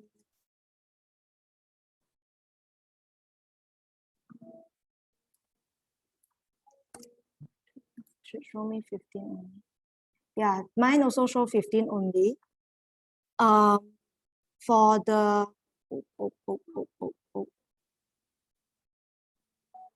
yep, it should be 15.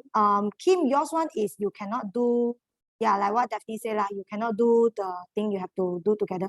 No, the wildcard should work because the one Joanne has posted, it actually got 15. Oh, okay, I need to comment this out. Later I need to type again.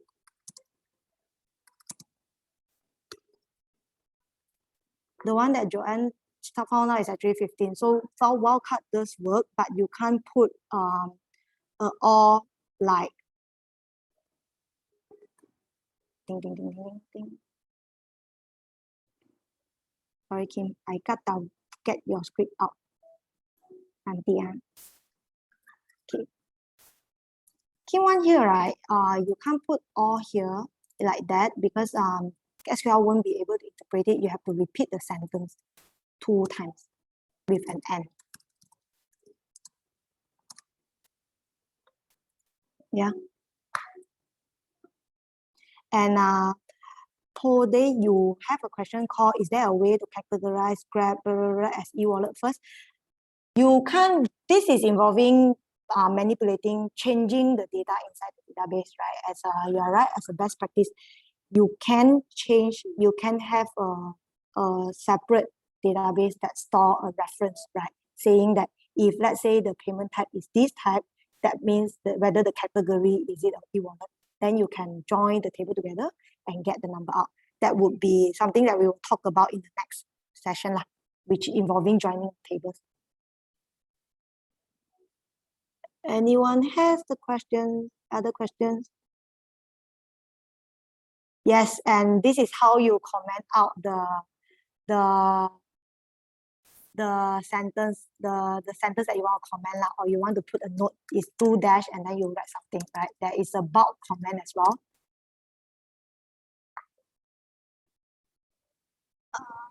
Okay, this is a good one, Sarah. If you put like that, because there's an and or, it will have a confusion because you are getting 55. If you are putting a bracket, right, here, you should get 15. The reason why you are, that's why I say the bracket here works, right, is because if you don't put it, they will have they will read them separately as a separate condition. So that means that they will take successful status equals to status equals to successful and payment type equals to Grab Pay. That's one, right? Then they will take all the payment types equals to Shopee Pay regardless of the status. And then payment type equals to Boost regardless of the status. And then payment type equals to Touch and Go Wallet regardless of the status.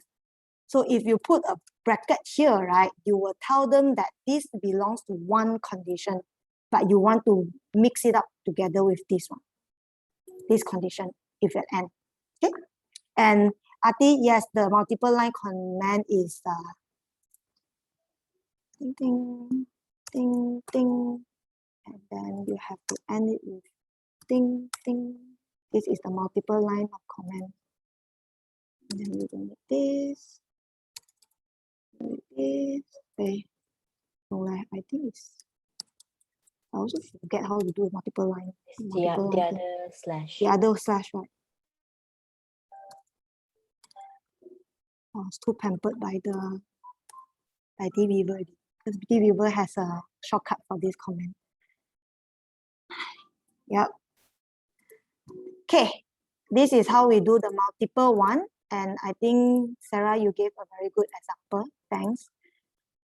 Now, oh my God, I can't believe we reached here. Okay, select columns with grouping. So now is the more exciting part where we want to group together, right? We don't want to see just like a line of date entries, but then you also just don't want to see a too high level of summary. You want to group it by something. So how do we actually group the columns together? Right, we have learned select column from table name where your predicate, which is the expression, your filter that you want to put in. Next is you want to add another line called group by. Group by means how you want to group your result, right? Group by what? Okay, so usually, let's not go to the exercise. We will do one exercise first. I will do a demo. Let's say you look at the data type, right? You want to see the total amount grouped by status, okay?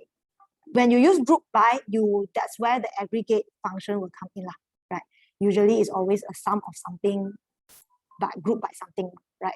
So let's say we want to see sum of amount grouped by status, okay? So we will have to write, select something from something. Something is a table name from table name transaction. And then we want to see sum of the amount, the total amount. So it's a sum of amount from something, right? And we don't want to filter it anymore, right? We want to just group by status. I want to see each of the status, what are the total transaction amount, right? So I will put by status. Then you will be able to see, then you will have to write status. Otherwise you won't be able to see. Okay. So you will see status. For each of the status, they will put down how much is the transaction rate, the total transacted value, right? These are the aggregated report that we showed earlier on for the end user to have a high level understanding of the performance of something, right? So pretty straightforward. Let's go to task, right? What is the payment type used by the customer and its average transaction amount? So the sample output value will be like this, right? Payment type, average transaction amount.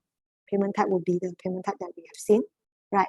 Try and attempt it.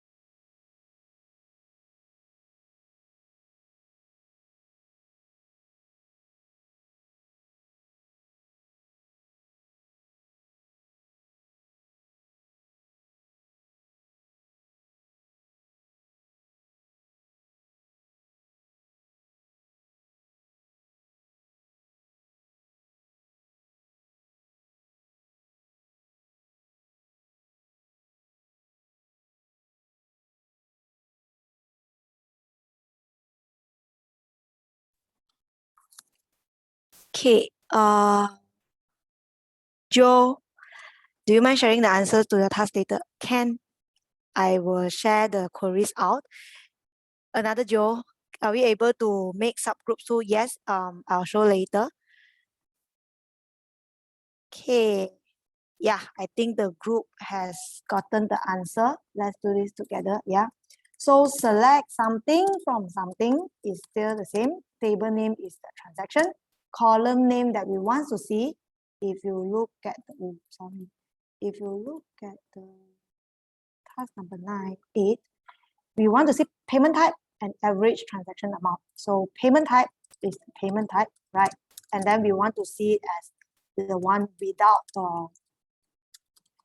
dash, and then average payment transaction amount. So we know that it's something to do that we want to do with amount, but we want to see average. So what is it? If you look at basics, is the formula average from something, okay? And then we want to group by payment types, yeah? So that would be group by what?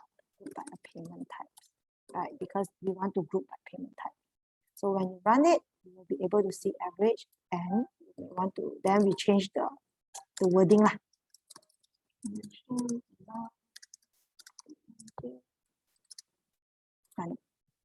Okay, and then you want to make it even prettier. I did all this the decimal you don't want. You just want to put around. Maybe you want to put whole number instead. Just put a whole number. Okay. Okay, then that will be a whole number. Okay, this is how we do a grouping, right? Joe, you ask like a subgroup, right? Let's say, for example, currently I want to see payment type, but I want to break it down even more, right? Payment type, for example, if I look at the data type, I have, I want to group by payment type, dulu, the payment type first. Then I want to group by, let's say, status, okay? Then you can just, what we can do is put a comma here and then put the second grouping that you want to put. For example, status, right? If you run it, and then you have to show status as well so that you will be able to see the payment group. Then you will be able to see each of the payment, they will have different status, okay? And then you will see the payment type here is jumping around, right? Later on, we will learn another one, which is called order by, where you can sort the result, okay? But we will touch that later, okay? Slowly, one by one. Okay, actually, I didn't put it here. We can, okay, let me show you. So there's another one called order by. This is an extra thing, right? Order by is where you can sort your result, okay? Let's say currently you see payment type, status, average transaction amount. FPX, you see that's here, and it's successful, but then down here you see FPX, there's a fail here. You want them to go together, right? So maybe, for example, I want to sort by payment type, meaning payment type I want to sort by ascending order. And then only I will be able to see, right, which payment type, how many status they have. It's cleaner that way. So I will sort by what column name you want, the column that you want to sort, right, payment type. And then the ordering that you want to do is either ascending or descending, right? Ascending is ASACS. That means that they will sort the payment type using by ascending. Then you will see here, which they will go, ascending means ascending order by alphabet number, B will come first. So it will be, then the status, because we did not sort it, so the status will just simply come, right? Then if you want to sort the second column, you can sort it too. So they will sort payment type ascending first, then you want to sort status by ascending as well. So you can sort the same. Then you will see that they sort it by boost, then in the status, they will sort it accordingly inside the subgroup. Yeah, this I did not expect us to go into here, so I did not put the thing here. But after the meetings, after this, I will add another slide for the syntax and all inside there. Yeah. So questions? Let me see. Yes, Grace. I think the order by is answer your question, right? Okay. Next one is, okay, question 9. Write a query to output the following: total revenue gain and the total amount after year GST fee deduction only for successful transactions by year. So bear in mind that there is a filter here that I only want to see successful transaction and I want to group it by year.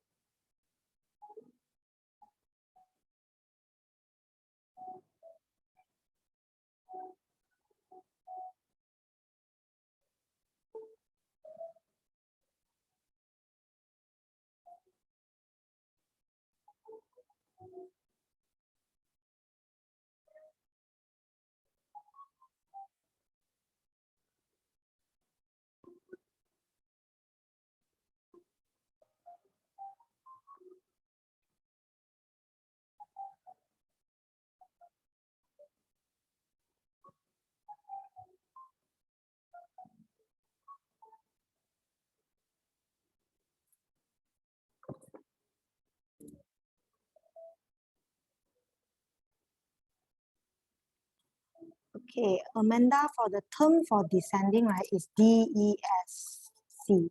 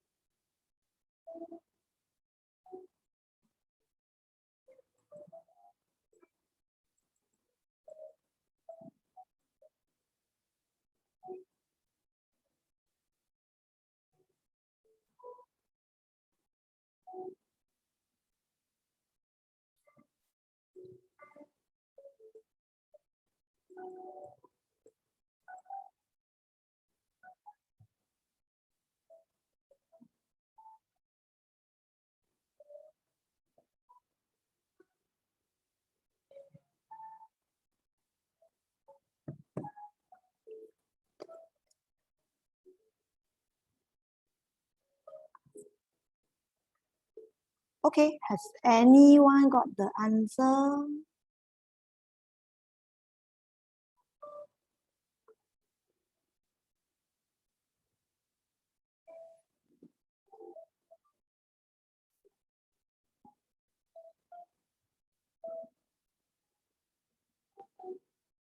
Questions, sorry.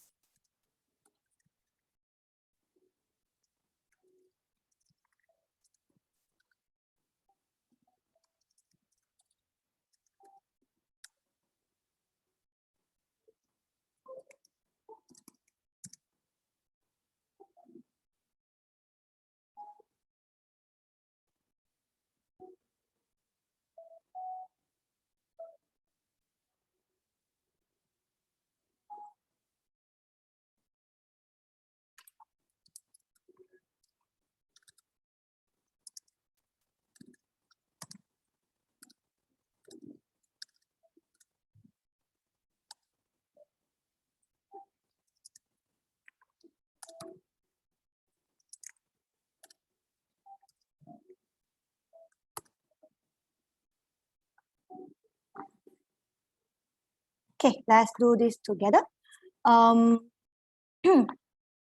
First is select something from something again. It's the same thing. We're not going to change that. And then we have a group by, right? Group by year. When you group by, you can straight away use year and then group by which one. So in the data type, you can see it's date created. So you will then just put group by year, date created, right? But then same, if you want to be shown, you have to put date created as a year, and then date group by date created. Okay, you know it's group by date created already, and then you want to apply the filter. The filter is actually for transactions is successful transaction. So there's a where clause where you have to put the status equals to successful. Yeah. Then what else? They want to see total revenue gain and total amount after GST deduction. So it would be, okay, it would be,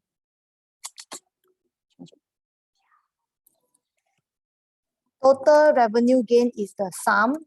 We learned about that later just now. And the total amount after GST deduction, right? That would be it. Let's see. Okay, then you are getting your answer already by year bracket. Then you can add the usual cleanup way that you want.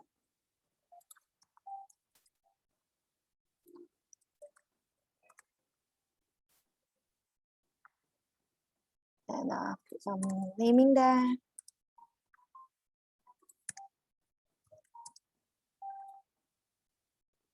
Okay, that would be it. Right.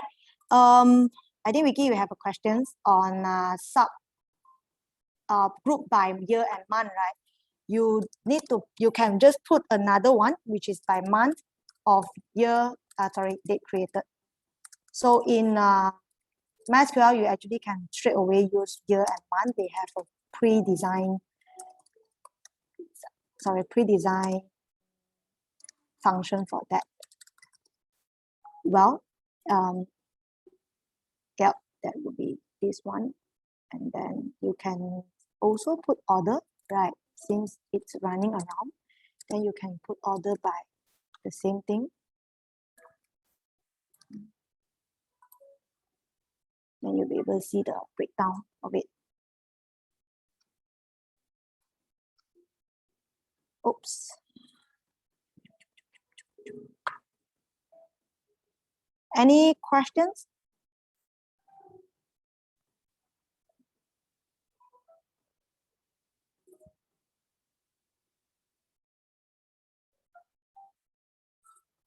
I see some of the group have different answers also. We can use, okay, Daphne one. So what Daphne did here is, okay, break down a bit too long. Right, okay, so Daphne has left date created for, meaning this is one of the functions that MySQL has also. So they will take the left, meaning the first 4 digits from the left of date created, because if you take first 4 digits, it's the year, right? So instead of using the built-in functions year, definitely choose to use left for as a year, and then round off the sum, and then from and group by the same way of using the year. Okay, and why can't I use in this case?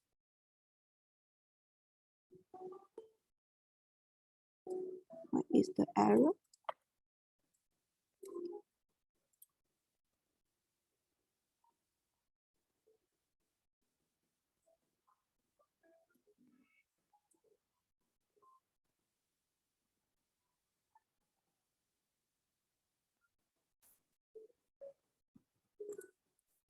You have a year from, okay, the reason why so, right, for Joanne, is you put down a status here. So how this works, right, when you are doing a grouping, right, is you everything that you choose to see in the call in when you're outputting the transactions, you have to group by. So then they will know that how should they group the thing, right? So if let's say you want to group by year, date created, right, then they will output the one that for you. But because the one that you put, you include status here, so means that status is another thing that they should group together, so that they would know that I want to group year first, then from the year I break it down into different status. Because if you don't make it clear to the engine wouldn't know what do you want to do with this status, right? Because status is not an aggregated value. See, now you can see the result already in here. Because status is something that is not aggregated. So remember, if you put anything that's not aggregated in something that you want to see, it has to, and there is a group by function here, you have to put into the group by. And the order that you put into group by matters because they will group the first one, then the rest will go accordingly in the subgroup.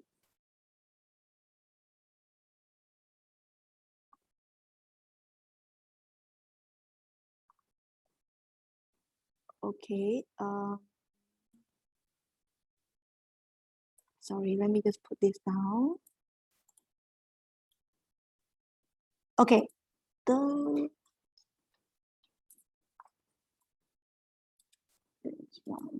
this work? Does this work? This work?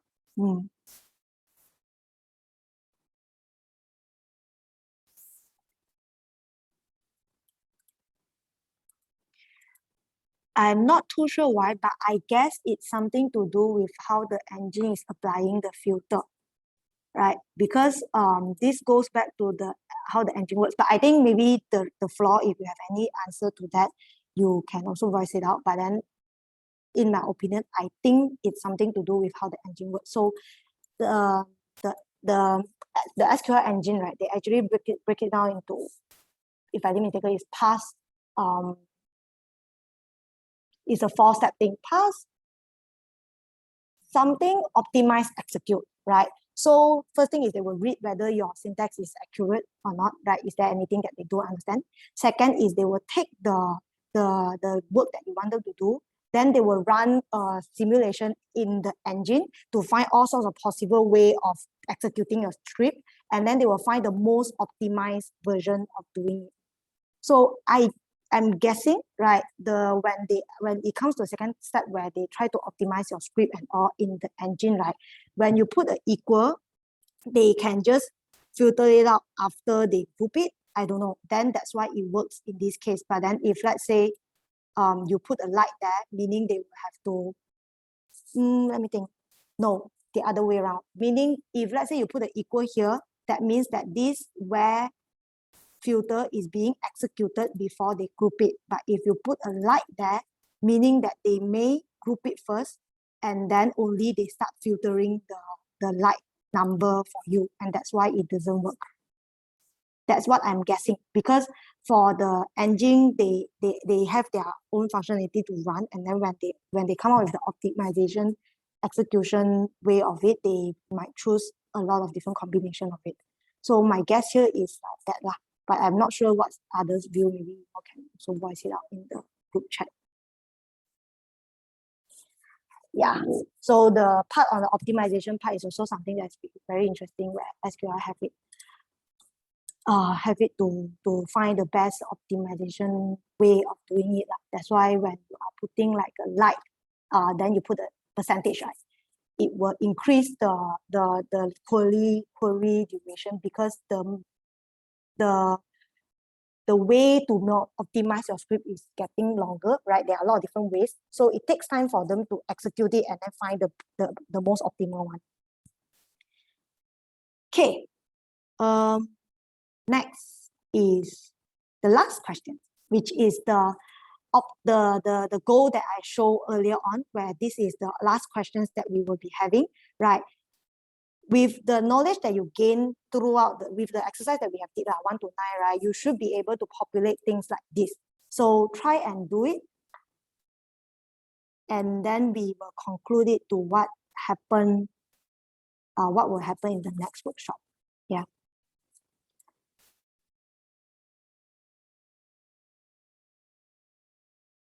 Lee, what do you mean by total revenue? You can filter by total revenue by adding into the where clause. And then Grace, remember on a month bracket, right, is the column name. We don't have a column name called month created. You are getting the month from the date created column name.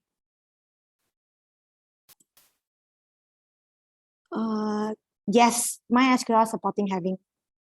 And Imran, the link will be in, if you open the script, right, that is the link here, you can click it. Or we have uploaded the file here, a couple of them.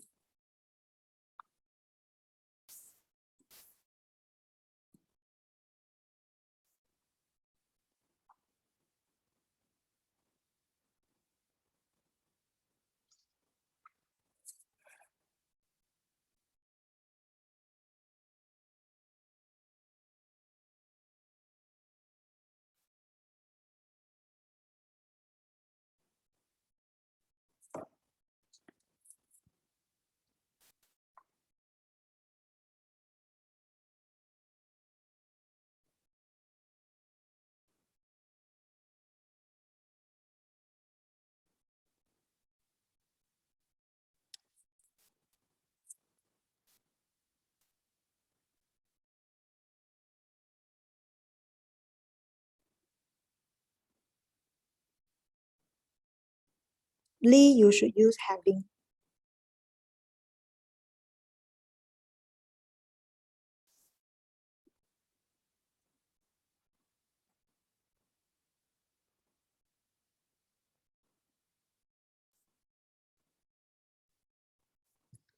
Oh.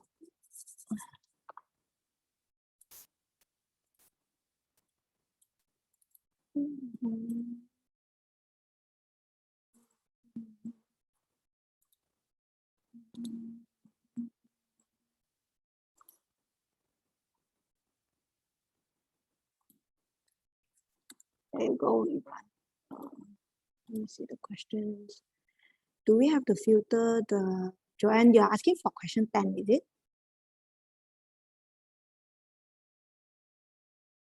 Okay, so for these questions, right, we are not filtering anything here because you see, you are outputting an analysis of payment types, right? Analysis should include all sorts of payment types and year by year and transaction status, which means that we want to see all sorts of payments transaction status, but it's by grouping. So it's by grouping, not by filtering. Filtering is you are taking out the transaction. You don't want to see that, right? So means that in your output table, you are not going to see pending, not going to see void anymore. But instead of that, we want to see it, but we want to group them together.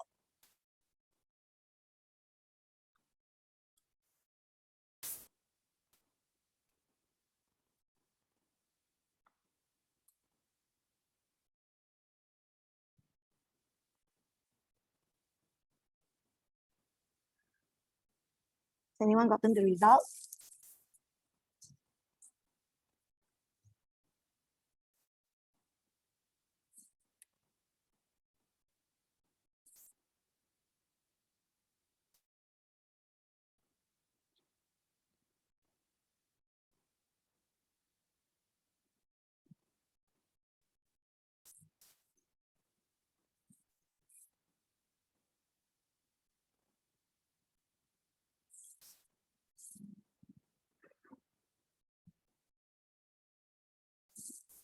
Okay, I think for the time constraint, right, let's finish this, right?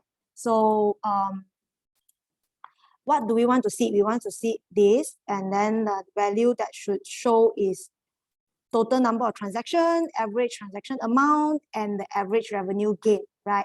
So we know the average, we will use the term average, and the average revenue gain is the average also, and the total number of transactions is count. So it would be select something, column name from the table name, right? So I want to see the total number of transactions is count the ID or count, whatever also can. And then the average transaction amount is average amount, right? And then the average revenue gain is average revenue, right? So we are done with the input that we want. And the segmentation should be by year, by payment types and transaction type. If we look at the table output, you can see that we want to go with year first, then we go with payment types, then we go with transactions type. Yeah, so that would means that the grouping is a grouping thing. Sorry. So the grouping would be grouped by year, and then, oopsie, payment types,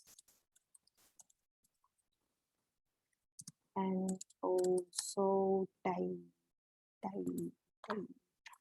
status. Okay, same, we have to show it, we have to see it there so that they would show. Run it, ta-dang, it's out. And then the rest will be the outlook of it lah.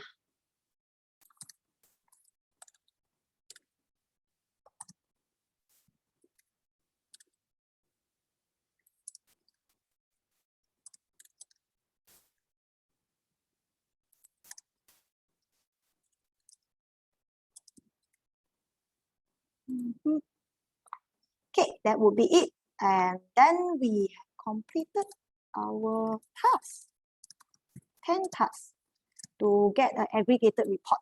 So with these basic things, right, you are able to get the aggregated report on the basic one that you can do analysis.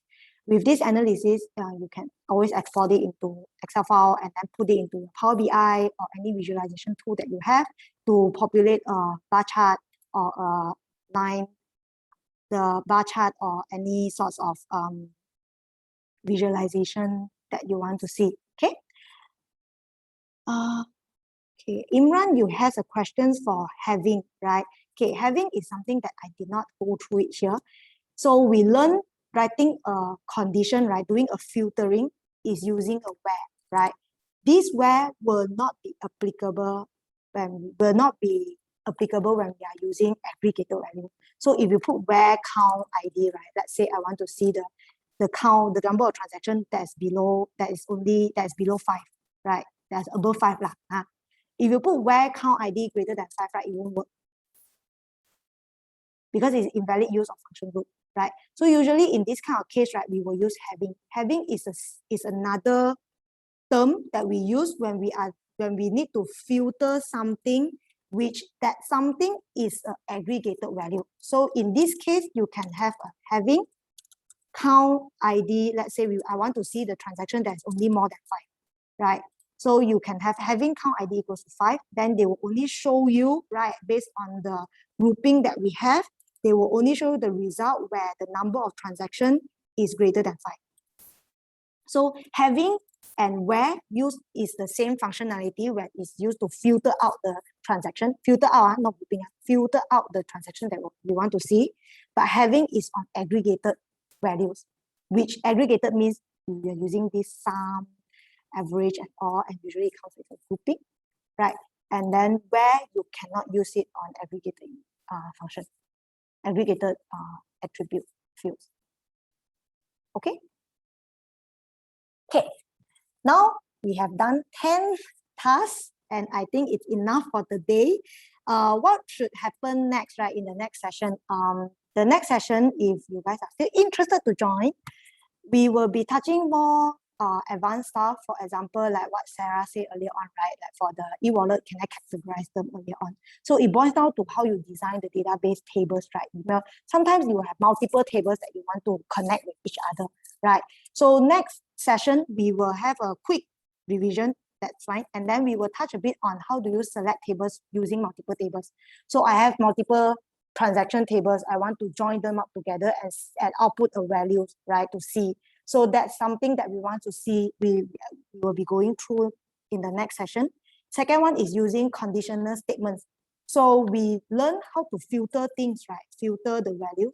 But there are things that, for example, if let's say I have multiple conditions in the same column to work with, how can I do it in a single query, right? Let's say, for example, if the values in the column name is called credit cards, debit cards, I want to be shown as just cards. If let's say the inside the column has the value of wallet, I want to show it as e-wallet. How do we do it in the query, right? To show things that we want to do, right? Or like a conditional. In the coding form, is an if-else loop, right? If the if-else statement, not the loop, if-else statement, right? How do we do it in query in SQL? The last one, if we have time, we will look into how do we do nested query or sub-query that will be involving of also a join functions, which is a summary of the first two. That will be it for the part 2, and part 1 is the end.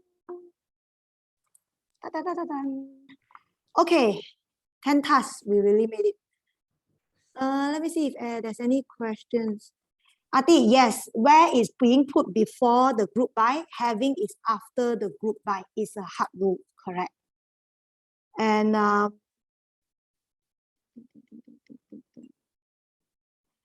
therefore, we will be able to learn. Yes, in the next session, Natasha, you'll be able to join. We will be able to see how to join a table using into a single output. Recording will be shared. Yes. When can we sign up for the next session? Mavis will talk about it. Thank you all. I think that will be it. Thanks for attending the sessions. I'll hand it over to Mavis. Thank you, Brianna. Wonderful. Thank you. So I can see, Brianna, I can see in the chat room where everyone is having a great time for training. Thank you so much. You have been a very great instructor. So let me share the screen.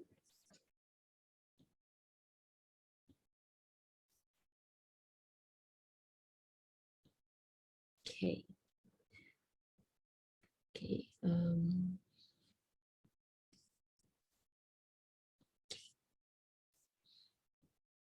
Can you guys see my screen?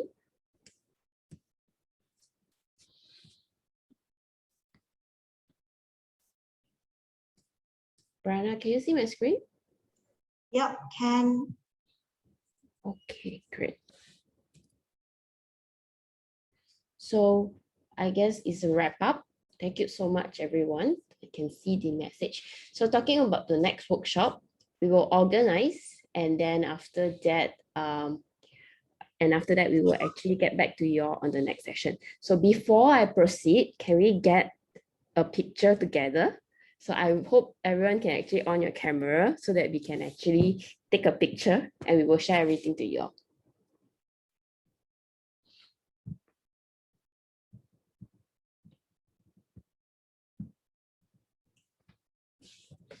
Everyone opens.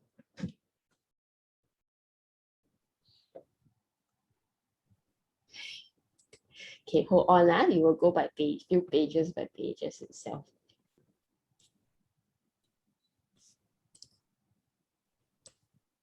No problem, Joanne. It's okay. Whoever have it, we can just open and then we will take the picture together.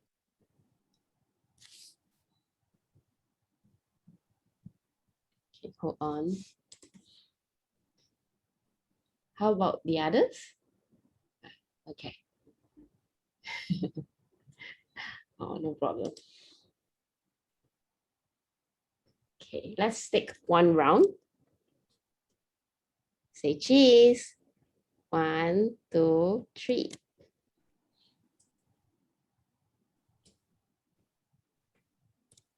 Okay. Hold on, yeah.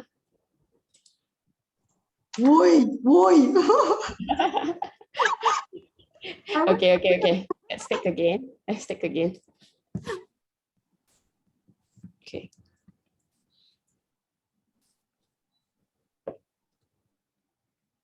Okay. All smile. 1, 2, 3. Okay, hold on. I got another page to actually take picture. Hold on. Okay, hold on. Okay, maybe it's very busy. 1, 2, 3.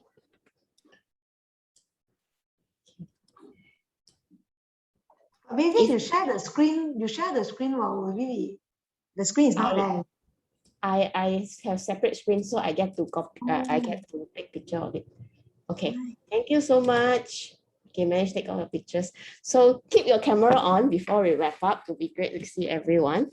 So again, thank you, Brianna. And the next thing is to thanks everyone to actually join us today for the workshop. Looking forward to everyone to actually join us for the next workshop. So hope to see you all again. We will keep in touch with you all. And if there's any questions, you can actually email us. And also you can actually add Brianna at her LinkedIn as shown on the screen above. Then I hope you can, then the next thing is will be great for you all to actually submit your survey. This is the QR code. So let us know how it is and everything so that we can improve for the next workshop. Yeah, you can also connect to us with Slack. And if there's any questions regarding Ambition, if you have any, you can actually contact Suyong, right? Suyong, they can actually. Yep. So and then for the event, like what maybe say, right? Because this is a series workshop, so we're going to send out the recording later on after the post event. So the detail of the registration for the next workshop will be putting in the link as well. Yep. So if you wanted, has everyone managed to get the survey, scan the survey? All okay? Guys, please fill in the survey so that we can know what sorts of topics that you are interested in. Can we get the Slack channel? Yes, the Slack channel is here, Natasha. Okay. So I guess that's it. And move on to the next one. Okay. Yeah. Okay. Can you drop the link to the feedback survey in the chat as well? I think it would help. Okay. Yvonne, can you help me to share it in the chat? The feedback survey. Survey I have not. Yeah, please paste the survey in. I have pasted the panel in also, guys. So just click the bit.ly WWCODE KL. You need an account for that. Once you sign up, you can join our #general and #allthingsdata. If you have any questions about data, any questions about Women Who Code, you can post it there too. We also have a Facebook page where I also posted the link there. Yep. Let me.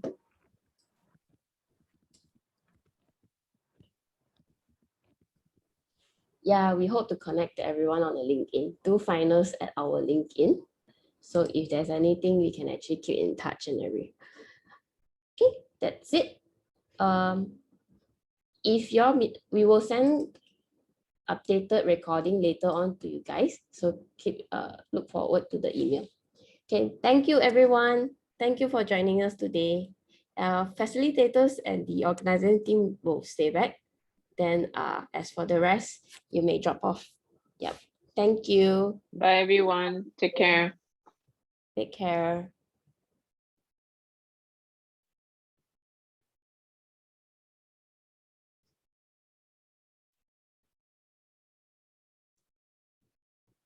Stay safe. Stay safe. Stop sharing.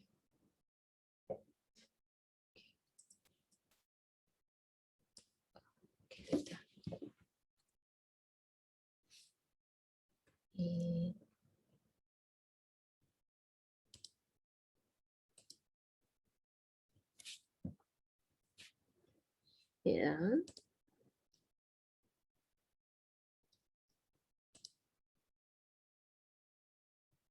Okay. Is it just us? I have put one of it to the waiting room.